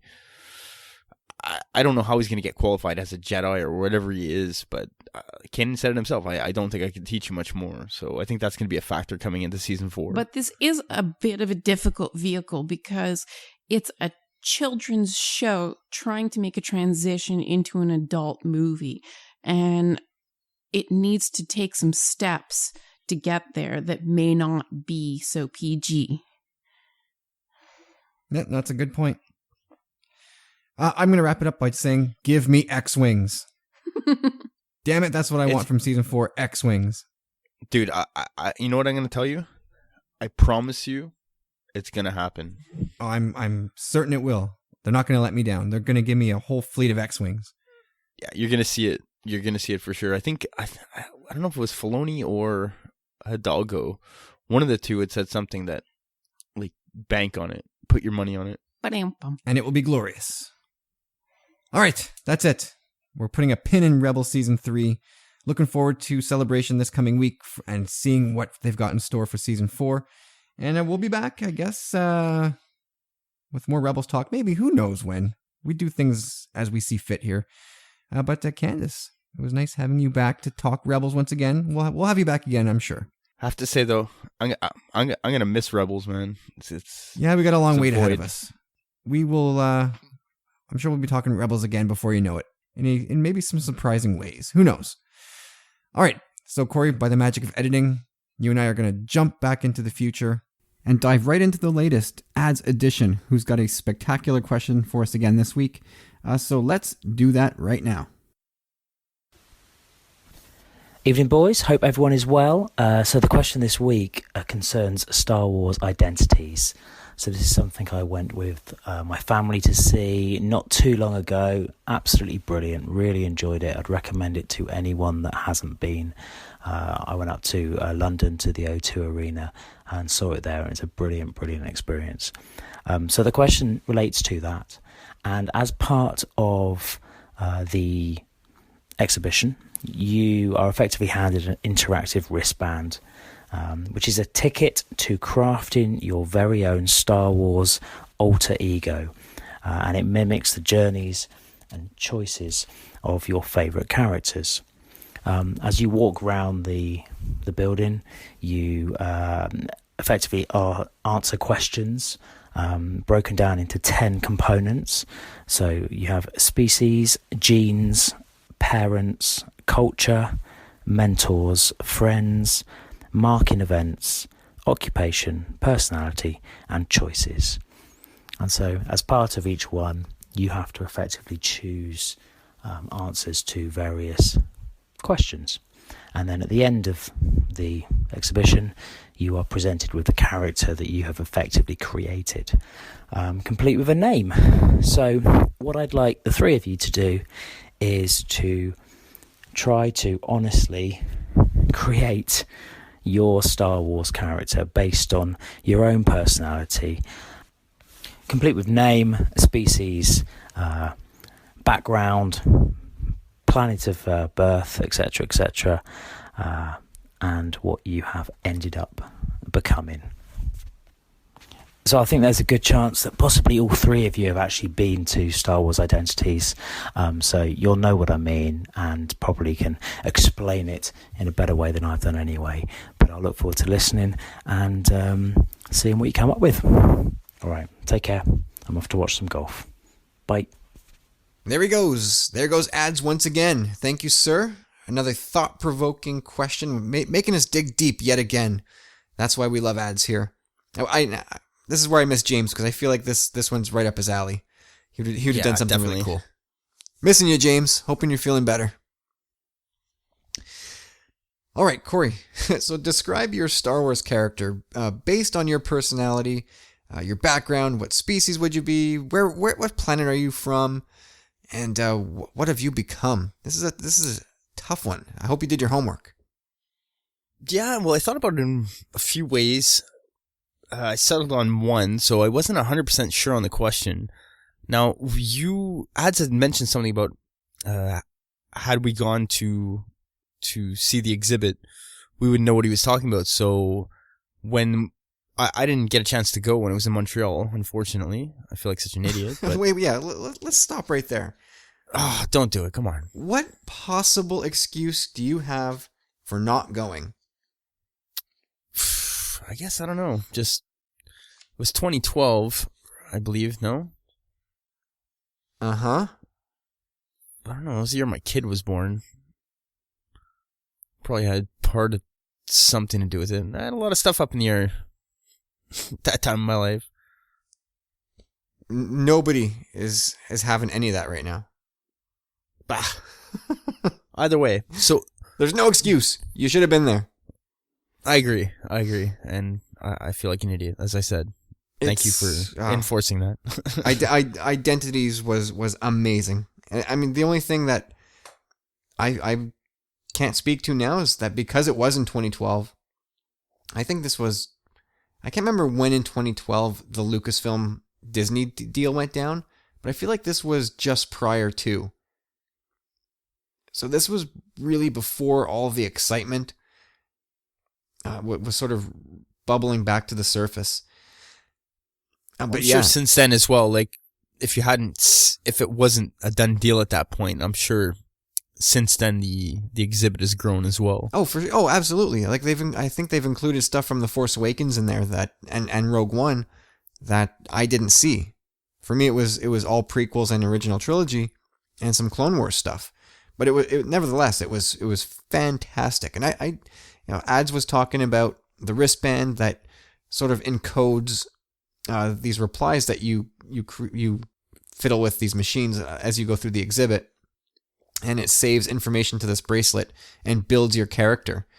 I didn't care for that aspect of it. I mean, I went through with it anyway, but I was there just to see the original Ralph McQuarrie artwork, like props, models. These models were staggering. Costumes, like you name it, it was all there. It was just so good to see that stuff up close and personal. So now that the exhibit's there in the UK until September, we have a lot of listeners in the UK, and I encourage you all, if the O2 Arena is at all within your ability to get to, go to this exhibit. You can't miss it. It's just too cool. Yeah, take it from me. Yeah, the regret. Don't be like Corey, be full of regret and shame, deep shame. It doesn't go away as hard as you scrub. All right, so lead us into your Star Wars character, Corey. I don't know. I don't know if this is gonna appease everybody here, but my simple answer was, basically because I took it as my life experience. You know, I've never really done anything like that grand or anything, so I kind of put myself as being on Lemu, which is the planet we see at the beginning of Rogue One, where Galen Erso was farming, and I'm kind of living that kind of lifestyle. You know, I go see my boys every now and again. Maybe I'm nerf herding. You know, I drink blue milk, chill with the boys. But then, you know, I got to loophole this somehow. On one unfortunate day, my older brother is dispatched by the evil Empire, and I vow on my life to have my vengeance. And it turns out all these years that my uncanny ability to loophole things is actually the fact that I'm pumped full of metachlorians. and that's where I come in. It's actually the wills of the Force. I'm brought into the right into the midst of the fight with the rebellion, and I fulfill my destiny on an X-wing and a prayer. A Force-powered X-wing pilot. Hey, that's just an analogy, man. Nice to see you aiming low. Hey, come on. It started there, but you know, my imagination got the better of me. Well, and I mean that's the thing, right? When you ask somebody what would you be if you were in Star Wars, everybody goes to either Jedi or like X-wing pilot. Some people would say smuggler or bounty hunter, but for the most part, everybody I think leaps to Jedi, right? Hey, I went to Nerfherder, so that's a pretty good one. Did you name yourself? I did not. Fail. Yeah. You're gonna have to deal with Ad's wrath. Yeah, tell me yours. I'll think of one in the meantime. All right. So I mean, the way I've always described myself, Sega boy in Nintendo world, you know that. So I'm always kind of off doing my own thing. Even this podcast. None of my other friends know what a podcast is. Well, now a few of them do because I'm doing it. But I'm the only one of my friends actually doing a podcast. So I'm always kind of doing my own thing. So I sort of painted myself in the same light as Lando, who was off in space somewhere, running his own little thing, out of sight of everybody, out of sight, out of mind, until such time as that he would have to be brought back into the fold. But I also added myself. Who'd you stab in the back? He didn't stab him in the back. He was forced to do it. Right? But no, off doing my own operation somewhere in space, out unaffiliated, unattached to the Empire, the Rebellion, but willing to help if need be. Not the Empire. I don't like Imperials. They're idiots. So in a way, I would also fold in a little bit of like Bail Organa's character, where he would able to like funnel funds or resources, and I think I would do the same thing in a very covert way. So I'm not a force powered guy. I'm not Poe Dameron with his piloting skills. I'm out doing my own thing. That's it. And I gave myself the Pantoran species. I thought those guys were always cool. The depiction of them in Clone Wars, anyway. I always admire them.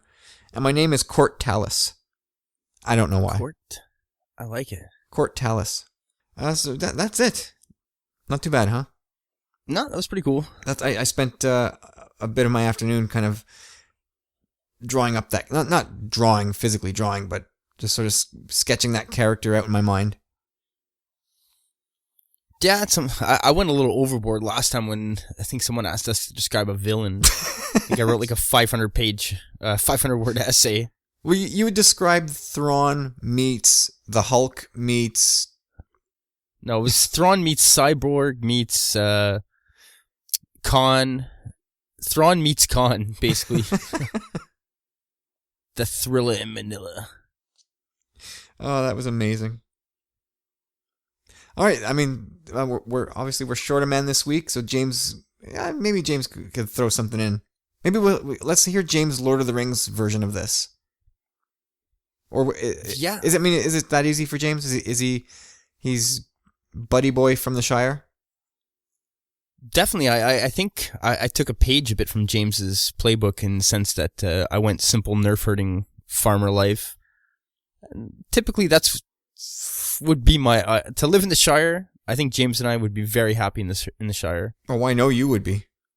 Oof, for the rest of my days, brother. Second breakfast. Oh man. All right, ads. Thank you, sir. That was fun. Hope you enjoyed the tale of Court Talus. Yeah, I'm gonna call my guy Rocco Sal. Rocco Sal. Yeah. All right.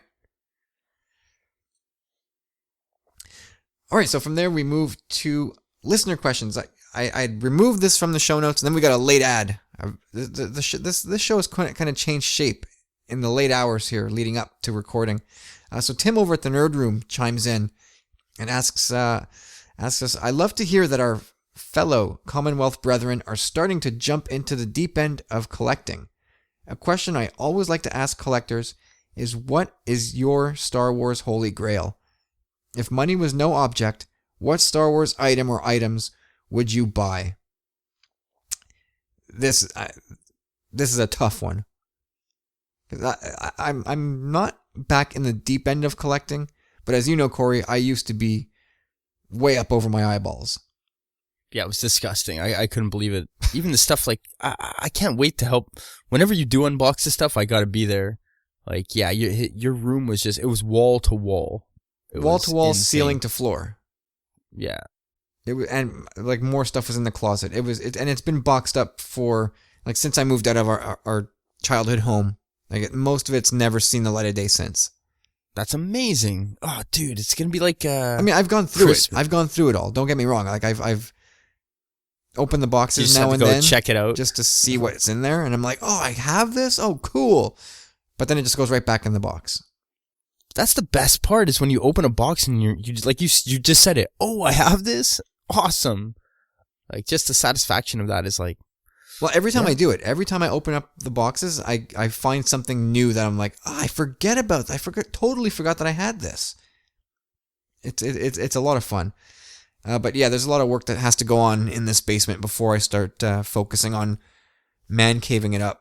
But I do plan on sending over something to Mark over at TSW in the Fandom Zone once that's done, and it's gonna be a big video. Yeah, I'm in on that, man. One day we'll get to the story of how you blackmailed me and stole my entire collection when I was 16. I'm sure you deserved it. Not really. Well, yeah, after you listen, You stole my bike, a bunch of my shirts, money always disappearing off my desk. Let's just call it even. Not when it comes to Star Wars, man. I want my bike back, you bastard. Anyway, I hope it was good devil's lettuce that you got in exchange for it. All right, Tim. You can follow Tim at the Nerd Room, and you can check out their great podcast. It's my go-to stop to catch up on all comic book news, movie news, like superhero movie news, unique takes on Star Wars. Great guys over at the Nerd Room. Check them out. So follow Tim at the Nerd Room, TheNerdRM on Twitter, and trust me, you'll be glad that you did. Yeah, I have to agree there. I listened to the latest episode. I've been really behind recently, but haven't we all? Yeah, but yeah, great work, guys. Okay, so Corey, I don't know how long you had to think about this, but what is your holy grail if collecting is not, or if money is not a stumbling block? I don't even think it's only money. I think it's a space factor and a significant other factor as well. But yeah, if and whenever I get my man cave dungeon set up as well, like, it's my space. I'm going to do what the hell I want with it. So, I've thought about this since I was a kid. It's not necessarily a toy per se, but I would love to have a full-size replica of Han Solo and Carbonite. Working lights, the works, full-on working Carbonite system, like... Yeah, that would be pretty rad. I believe they exist. They do. They're about... That's why I checked like a list once I saw the question. There wasn't much time left, so I was looking at a list, and the first things that come to mind obviously are like the really rare pieces like that. Most of the fandom heard about this, the most recent Jawa with the vinyl cape that sold for like, I think it was like 16,000 Canadian it came to. And yeah, that's one of the figures that is considered one of the holy grails of Star Wars collecting. But if you're into money and collecting the rarest of the rare, that's one of the holy grails. But I try to keep things, I guess, a little more personal. Yeah, picture that. Like, picture a Han Solo and Carbonite like, in your basement, in your, amongst your collection with right next to the bar, maybe with some little, like, nice leafy palms on either side of them. It'd be pretty awesome, man. Light some incense in your basement too, and just to complete the whole feel of Jabba's. Get some for sure, man. Like, I definitely, when the basement's finished, I would love to have like wooden walls and stuff. Just really give it that feel, man. Yeah, I hear you. Well, there's a couple different ways to go about this. So, like, one of my holy grails would be to have. Remember that old Empire poster I had? It's the black one with Vader's face on it.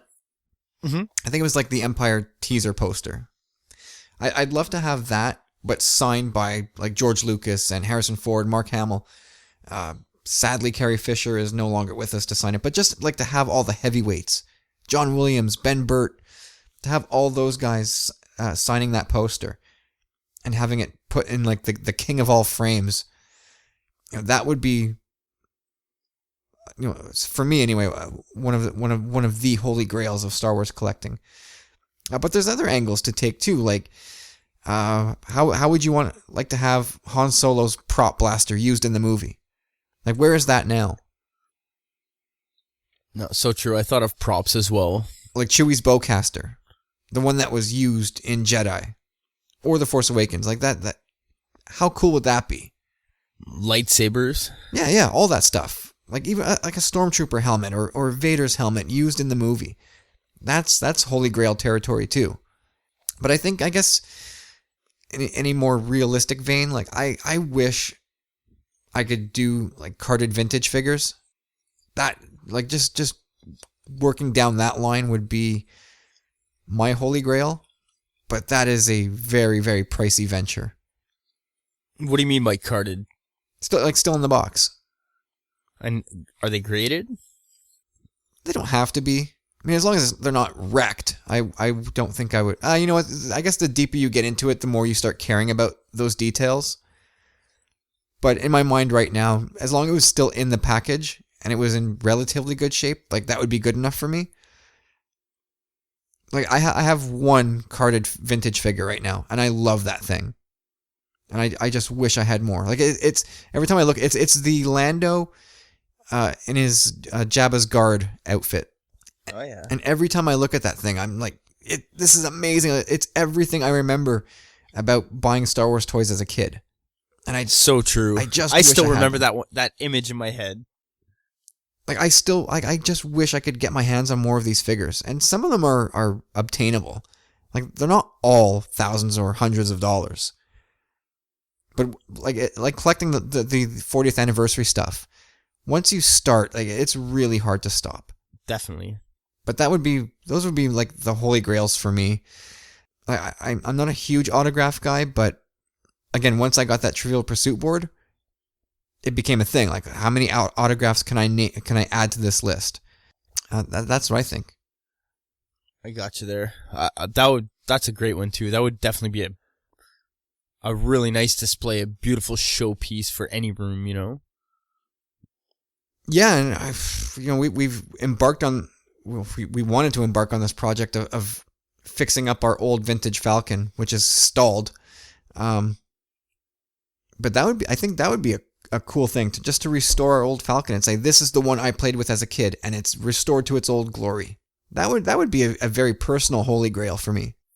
The thing that's holding us back is that we haven't taken inventory of anything. What got us back on the rails is that I just went out there and bought a whole bunch of pieces for a Falcon that we don't even know if we need them or not, but I know some of them we most likely need. But it was just to kind of get us going on that train, right? So what we need to do, and I think what you need to do, let's put it like that. Yeah, because I don't have enough to do. Yeah, you take the inventory, and I'll shell out the cash. And I'd say within, I don't know, maybe a year and a half, it'd be complete. Maybe even less. Who knows? You know, take the inventory and let's get her done. Yeah, we got to find out. Like, cause there were more than one vintage Falcon. There was one for Empire. There was one for Jedi. I'm not sure if there was one for A New Hope. But there were 3 different ones, and I'm sure there's minor differences between the 3. And I don't know which version of the Falcon we have. Well, I can tell you one thing. I know that we got that in either 85 or 86 max. So I would assume that it was from Return of the Jedi.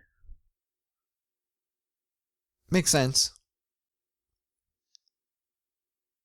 Anyway, it's a worthwhile project. Well, I guess we'll have to put that back on the front burner. Definitely, man. Just, like I said, make the list and we'll just have at it bit by bit. We'll chip away at it. All right. Well, Tim, thank you, sir.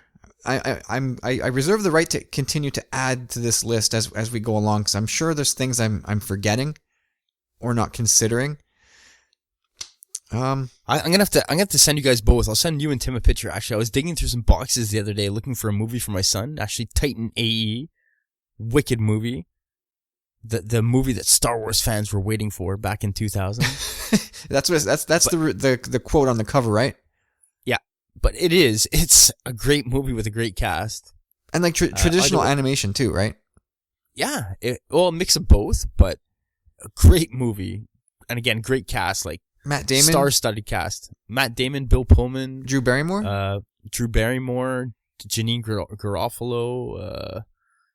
Actually, Stephen Stanton has a small role in it. He was a colonist. Who else? Oh God, there's so many other people. Oh, that movie was cool. I saw that in theater. Fox had big plans for it, but as usual, they totally botched it. So, yeah. Fox botching things. I can't believe it.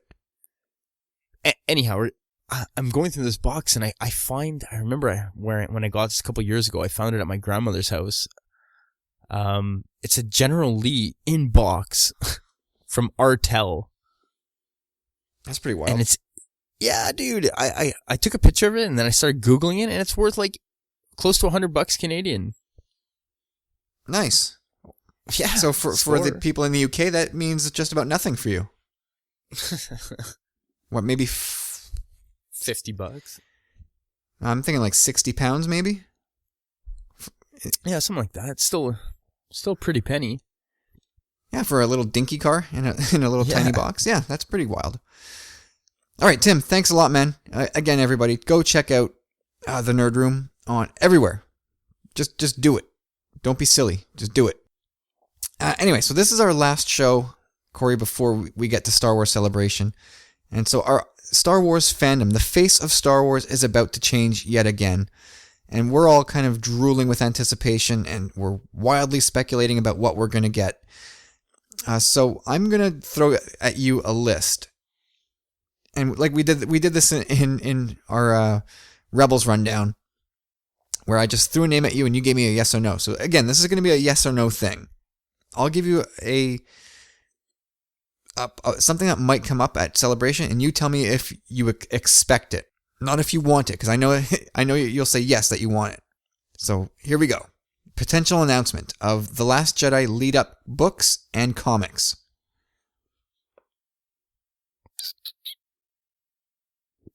Why not? Yeah, I'm a yes. I think that's a no-brainer. That's an easy one. Okay, next animated show outline.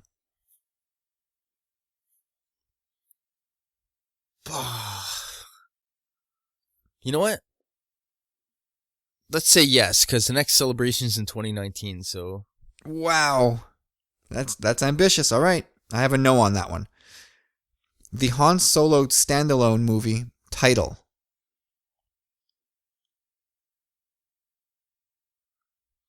No. No, I have a no there as well. A Han Solo. Actually, you know what? I'm gonna go back on the animation thing as well and say no, because I think they're gonna focus more on Rebels while they're there. All right. Give that series its due diligence. Han Solo sizzle reel or teaser.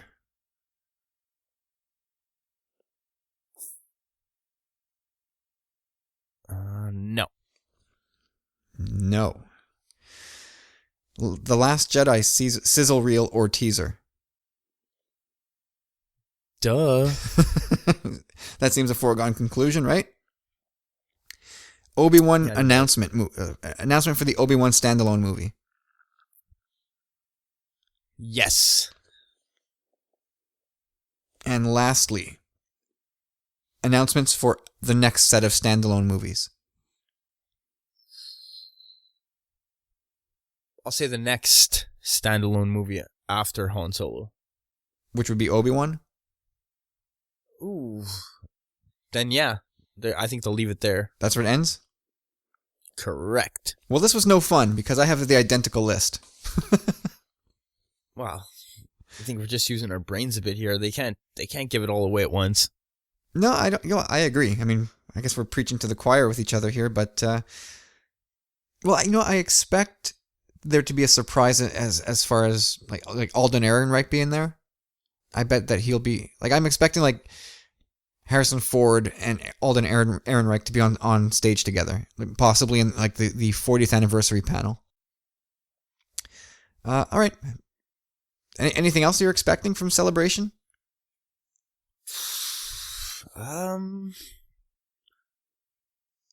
Maybe some video game announcements. I think we were talking about something not too long ago. It was Rebels something that was in the works that was like possibly a code name.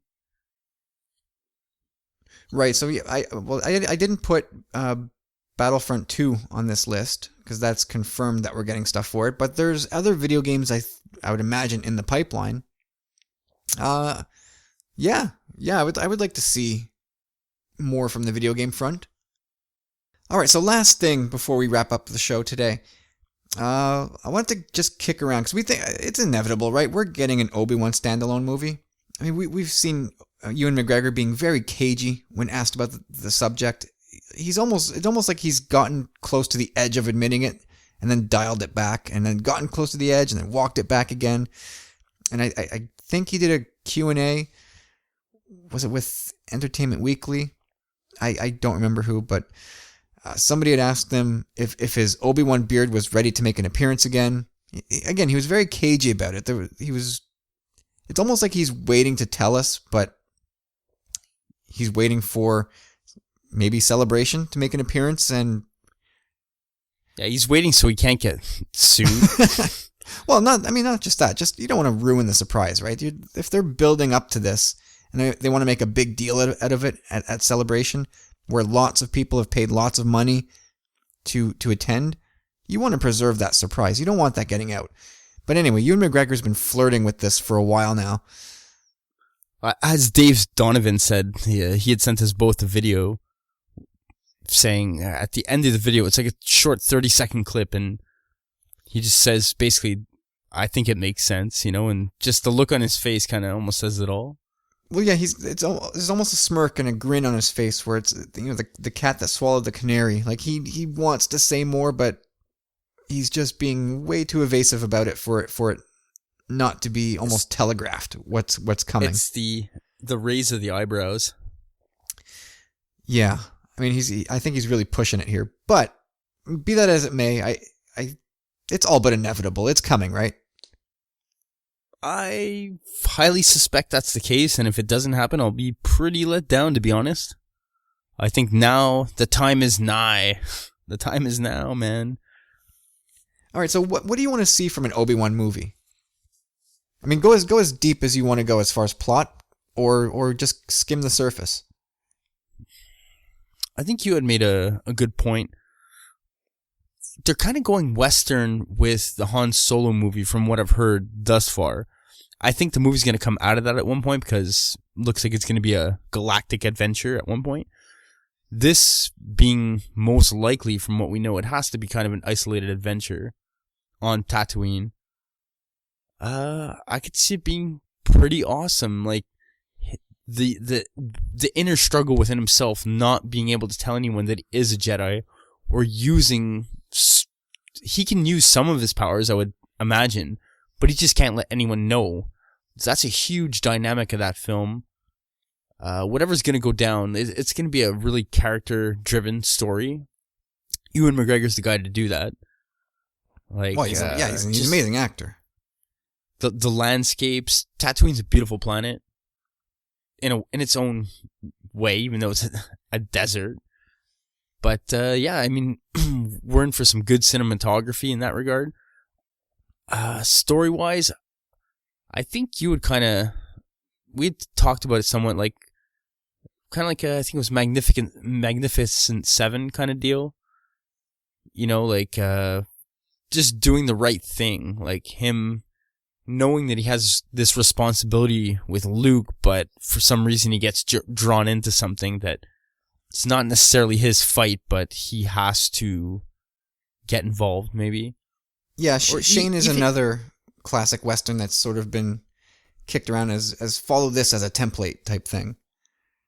I can even see him too, like picture Obi-Wan in distress, like kind of like, on Tatooine, and like seeing stormtroopers and being like, oh man, like kind of just making that quick turn down another aisle, or knowing that there's a bounty hunter after him and kind of having to get the upper hand out of that bounty hunter or something like that, without exposing himself.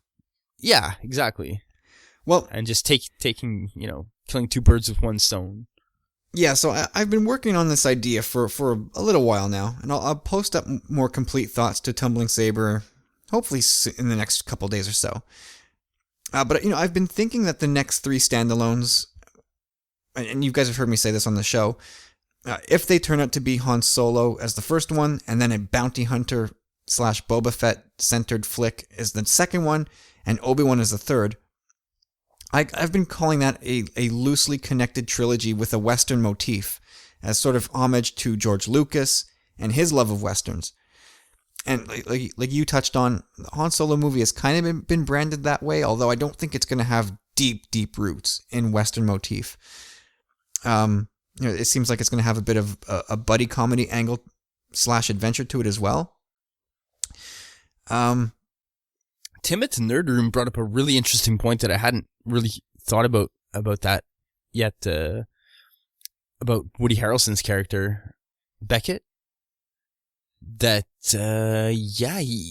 and it makes complete sense to me now, having thought about it. I was listening on the way home in the car, and he'd come up with the theory that he really truly believes that Beckett's gonna stab him in the back, and Han Solo's. It's like one of those moments, you know, and it's like The person you trust the most backstabs you? Yeah, and it's like Han gets away, but like just looking down at him, like Beckett still lives, and the adventure continues in a way, and you know that later on in the movie they're going to meet up again, kind of. That's, yeah. I have no issues thinking that would be the eventuality here. Okay, so I've kind of slapped together this half-baked idea. So I'm thinking, you know, Han Solo and Bounty Hunter movie and the Obi-Wan standalone. Like I said, a loosely connected trilogy. But there's a through-line character for all three. And I'm going to go with Cad Bane as that character. Oh, wow.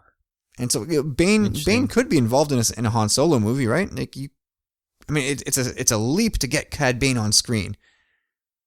But as we go along, you'll see how I think this could work. And if Cad Bane isn't in Han Solo, then we can just throw this whole theory out. But for now, I'm just going to get a little bit wild with some speculation. But Bane was totally badass in the Clone Wars, right? And 100% agreed. Like he could not easily, but he tangled with Obi-Wan on a few occasions, and it was always a pretty fair fight. So, you know, by the time we get to this Han Solo flick, it's possible that Cad Bane is still around and might be the most feared bounty hunter in the galaxy. Like Boba Fett may not have that title yet. Who knows? The Maul, what's going on in the Maul comic right now is not over yet, and we know he's involved in that. I guess, but no, I'm pretty sure it's pre Phantom Menace. Yes, it is. I remember reading the synopsis for the first one. It is pre-Phantom Menace. Interesting. So anyway, so Bane doesn't have to be like a main character in the Han Solo flick. He could just be there, sort of introduced and part of the scenery, so to speak. But then part 2 is the Bounty Hunter flick, where Cad Bane takes more of center stage, and we meet a team of hunters led by Bane, and maybe they're even hunting down the last of the Jedi. And that opens a door for a Vader cameo, who would turn that down? The Inquisitor program would probably be terminated by then because they're just idiots. And so maybe this is, you know, Vader's first turn at hiring bounty hunters to do his dirty work for him. And so, you know, Bane, for reasons, betrays the other bounty hunters and strikes out on his own. And then the others, whoever's left, align with Boba Fett, and Boba Fett becomes the anti-hero of this bounty hunter flick. And then, over the course of the movie, Bane continues his quest, collecting bounties, doing whatever, and catches wind of Kenobi in hiding on Tatooine. And you would need some pretty creative writing to figure out how Bane figures that out. But it can be done, I think. So I could just hear it in my head, Jedi. Yeah. So he eludes Boba Fett, and then the climax of part 2 is, you know, maybe a standoff between Boba Fett and Cad Bane. Who knows how, but Bane gets away and flees to Tatooine, or after Obi-Wan. And in this movie, he becomes an antagonist, of course, and he's on the hunt for Obi-Wan. So as much as this movie, the Obi-Wan movie, will have a slower tempo, like we all expect that, and it should have that. Seeing Obi-Wan unraveling the mysteries of the Force, communicating with Qui-Gon and Obi-Wan, there's a mass appeal thing that you need to have in a Star Wars movie, and action is a part of it. So, in my mind, like I don't think you can have Inquisitors going after Kenobi. And Maul's story in Twin Sons is yet to come. And so Bane might be the last credible threat to Obi-Wan. You know, they have a history together. We know that Bane is tough as nails and can go toe-to-toe with a Jedi. So I don't know. Do you think that's possible? I think it's possible, but I honestly believe it. Don't get me wrong. I'd love to see it, but I think it's a bit of a stretch. I think the character. I like the fact that you have Boba as the anti-hero, but instead of Cad Bane, I really would put Boba in that stead. In that Boba can have an appearance in the Han Solo film, then have the Han Solo film kind of somehow lead into the Kenobi one in the sense that Boba can figure out something, and then you have the next follow-up be the Bounty Hunter movie.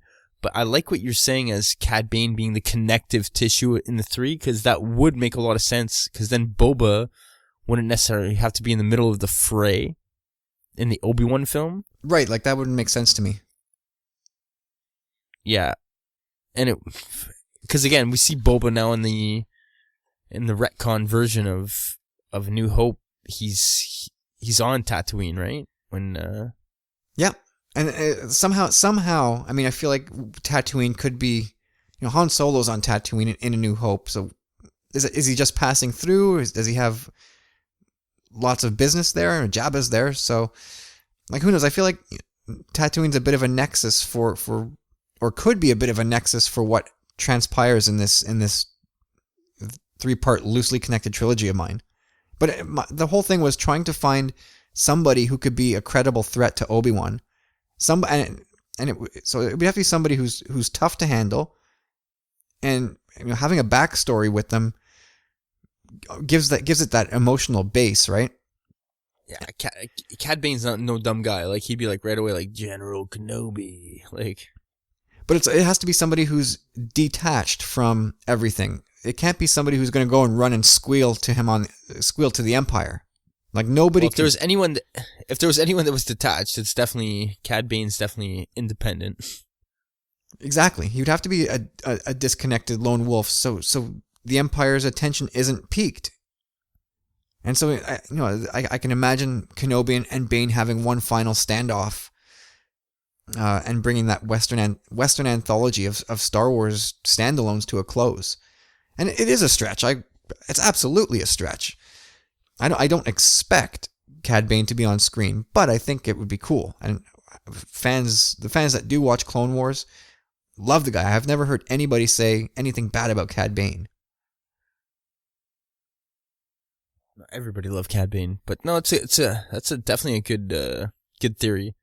I like it. There's good connective tissue, and I think the thing I like most about it is we talked about it last week, and the fact that they should, because they're going to be playing most likely in the same timeline, they should make the Han Solo film, the Obi-Wan film, and the Bounty Hunter film, which is most likely going to come after, from what we've heard, loosely connected. Well, exactly. That's what I think they should do. Yeah, I 100% agree with you. It'd be like almost, by the time A New Hope comes around, it's like another full circle kind of deal, Yeah, like you could watch those 3 movies and see or get like a complete story. Like, and if you really wanted to, you could say that every Star Wars movie is loosely connected to every other Star Wars movie. Like Rogue One is loosely connected to the prequels in that we see Mustafar and we see the turbo tank. Like there's little things here and there that harken to other Star Wars movies. But I think these 3 standalones could be totally separate from each other, yet stand together on a shelf in your nerd room and say like that is the Star Wars Western collection. No, I 100% agree with you. I think it's a brilliant idea. Who knows if we're going to go down that route, but I think it's great. I definitely think there should be not necessarily like so much of a trilogy, but definitely enough connective tissue to look at them as like somewhat of one piece. Yeah, I mean that's. I hope that's how they're kind of looking at it. Yeah, and again, it all for me boils down to who's going to be the threat for Obi-Wan. And I don't think it could be the Inquisitors. A, because they take their orders from Vader and the Emperor, and then like even let's assume that one Inquisitor was off on his own forever and tracked Obi-Wan down, didn't report it into Vader, and decided to take Obi-Wan on. From what we've seen of the Inquisitors, like Ahsoka schooled 2 of them at once, and it wasn't even close. And then Maul killed 3 of them in one episode. Yep, that's the prime example. And Kanan as well took one out. But yeah, Kanan took a half-trained Jedi, took out the Grand Inquisitor. So these Inquisitors aren't exactly making a name for themselves. So you couldn't put 2 or 3 against Obi-Wan, even in his wise old state, and expect that to be a credible threat. He'd school all 3 of them in seconds. But anyway, like I said, I'm just trying to think. If anybody out there can dream up a credible threat to Obi-Wan, I'm all ears. I think Bounty Hunters makes the most sense. Again, maybe like some kind of homestead rivalry, like he has to get involved with some family. Yeah, maybe. I mean, they touched on Obi-Wan in the comics, the main Star Wars title, dealing with a group of thugs on Tatooine. But so that's pretty anticlimactic. They wouldn't do that in a movie. That's pretty boring. Like it's got to the threat has to focus somewhere on somebody. And I love the idea of the Empire. You know, they did it in Empire where they hired out bounty hunters to track down Han. Well, why wouldn't they, once the Inquisitor program is scrapped, why couldn't they have contracted bounty hunters to find the last of the Jedi? But again, just touching back on the film again, I think one thing we're really going to be wanting from this film, and what we're going to see from this film, and what we're going to gain from this film is a whole new respect for Kenobi, in the sense that we're going to see him suffer. Like, we're going to see him. I love how we're talking about this, that it's like it's a done deal. I love it. Anyway, it's going to be, I want to see how they're going to put it in perspective, you know, like that's no easy feat, taking 16 years out of your life after losing everything to watch after a boy on a desolate planet where everyone looks at you as some kind of hermit freak. Like, I think we're really going to see his plight in this film, how much he suffered to get to where we are in A New Hope. Like, what he put into the cause after the Clone Wars. And, like, I just really see it as, like, we take so much pity on him at one point. Yeah, I mean, there should be a lot of scenes of no dialogue. Just Obi-Wan toiling day to day and not having a good go of it. Or people just pushing him around and treating him like a freak and a hermit. Like, that's the designation he has. Like, well, that man's a crazy old wizard. He's had to put his Jedi-ness away, right? He can't be that anymore. No, he can't, obviously. And, like, people just think that he's just some kind of crazy dude, like, living in the dunes, you know? Yep. All right, that's it. I got one tiny last thought for you before we wrap it up. And this is coming off of our Rebels chat. So, Season 4 plot line. What if one of the plot lines is Saw Gerrera versus Thrawn? I think, I'm not 100% sure. Have we heard confirmation that Forrest Whitaker will be reprising the role? I think that was confirmed. I think it's been confirmed. Not mistaken. That being the case, it makes a lot of sense that we're going to see how Saw got his robo legs. You think they go there on a kid's cartoon? Yeah, because I think the writer said it not too long ago. They don't consider this so much as a kid's cartoon. And again, it's all visuals, right? You know, Sato makes that sacrifice, and the kid's like, okay, what's going on? Like, but nothing needs to be said, but we know what happened. Yeah. You know what I mean? So it doesn't need to be like super traumatic in the sense that, oh my God, my legs are blown off. Help me. Yeah, there's ways they could do it, I suppose. Yeah, I was just thinking about it going, Thrawn and Gerrera are they're total opposite ends of the spectrum. One is a chaotic extremist, and the other is just the methodical chess master. And I thought putting those two, making those two square off, could make sense. And even right down to like mano a mano. I could see that happening. Yeah. Again, yeah, I think it would be a worthy end for Thrawn, and it would make sense for us to see how Saw is, I guess, jaded by the rebellion and just kind of goes off on his own. Mm-hmm. That's kind of my line of thinking. Anyway, if it happens, you heard it here first. That brings us to the end of episode 70. James, we missed you, bud. I hope...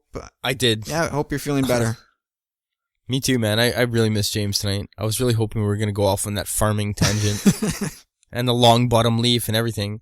I even had his toy written down for Tim. His toy was going to be, even though it was Star Wars, it's going to be Gandalf.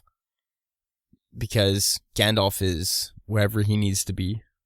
Well, I'd like to know what the holy grail of Lord of the Rings collecting is. Is it just sort of a first edition printing of The Hobbit or the Lord of the Rings book?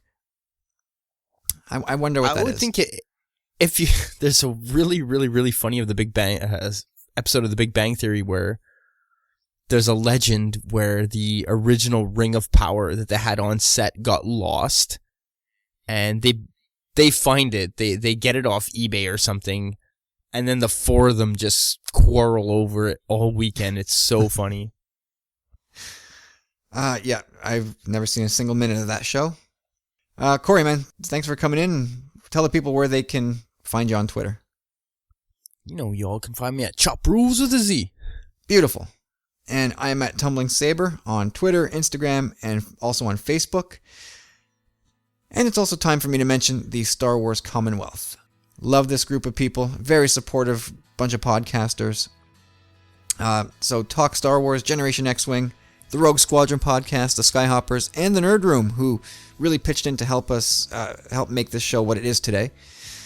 So thank you to Tim, thank you to Ads for your contributions today. Again, if you've got a few minutes, head over to iTunes, drop us a review, and help put this show in front of more people's eyeballs. And other than that, we'll be back later this week with Journals of the Willing. Steve and I finally going to get around to hopefully doing Empire's End. And that's it for episode 70. So thank you again for your time. Hope you didn't take too much of it, and we hope you definitely enjoyed this episode. Get in touch with us, let us know what you think, and share the show with a friend. Someone who loves Star Wars, who needs more of the galaxy far, far away in their life. And until Journals of the Willing, we will talk to you again soon. Bye for now.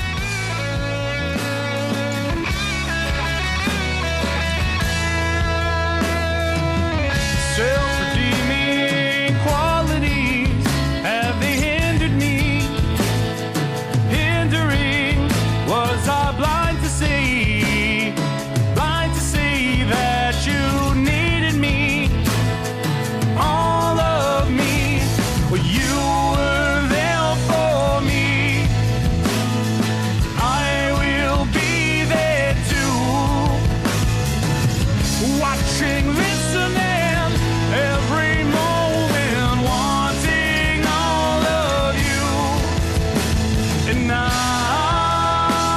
believe I can save you, just don't let me go. And I can see I'll be waiting, always waiting, just don't let me go.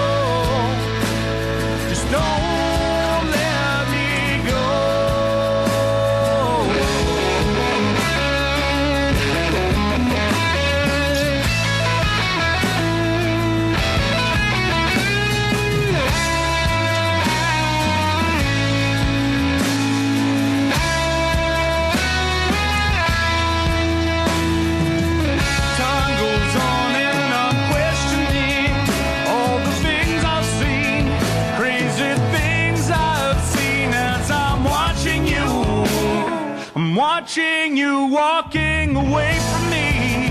Were you watching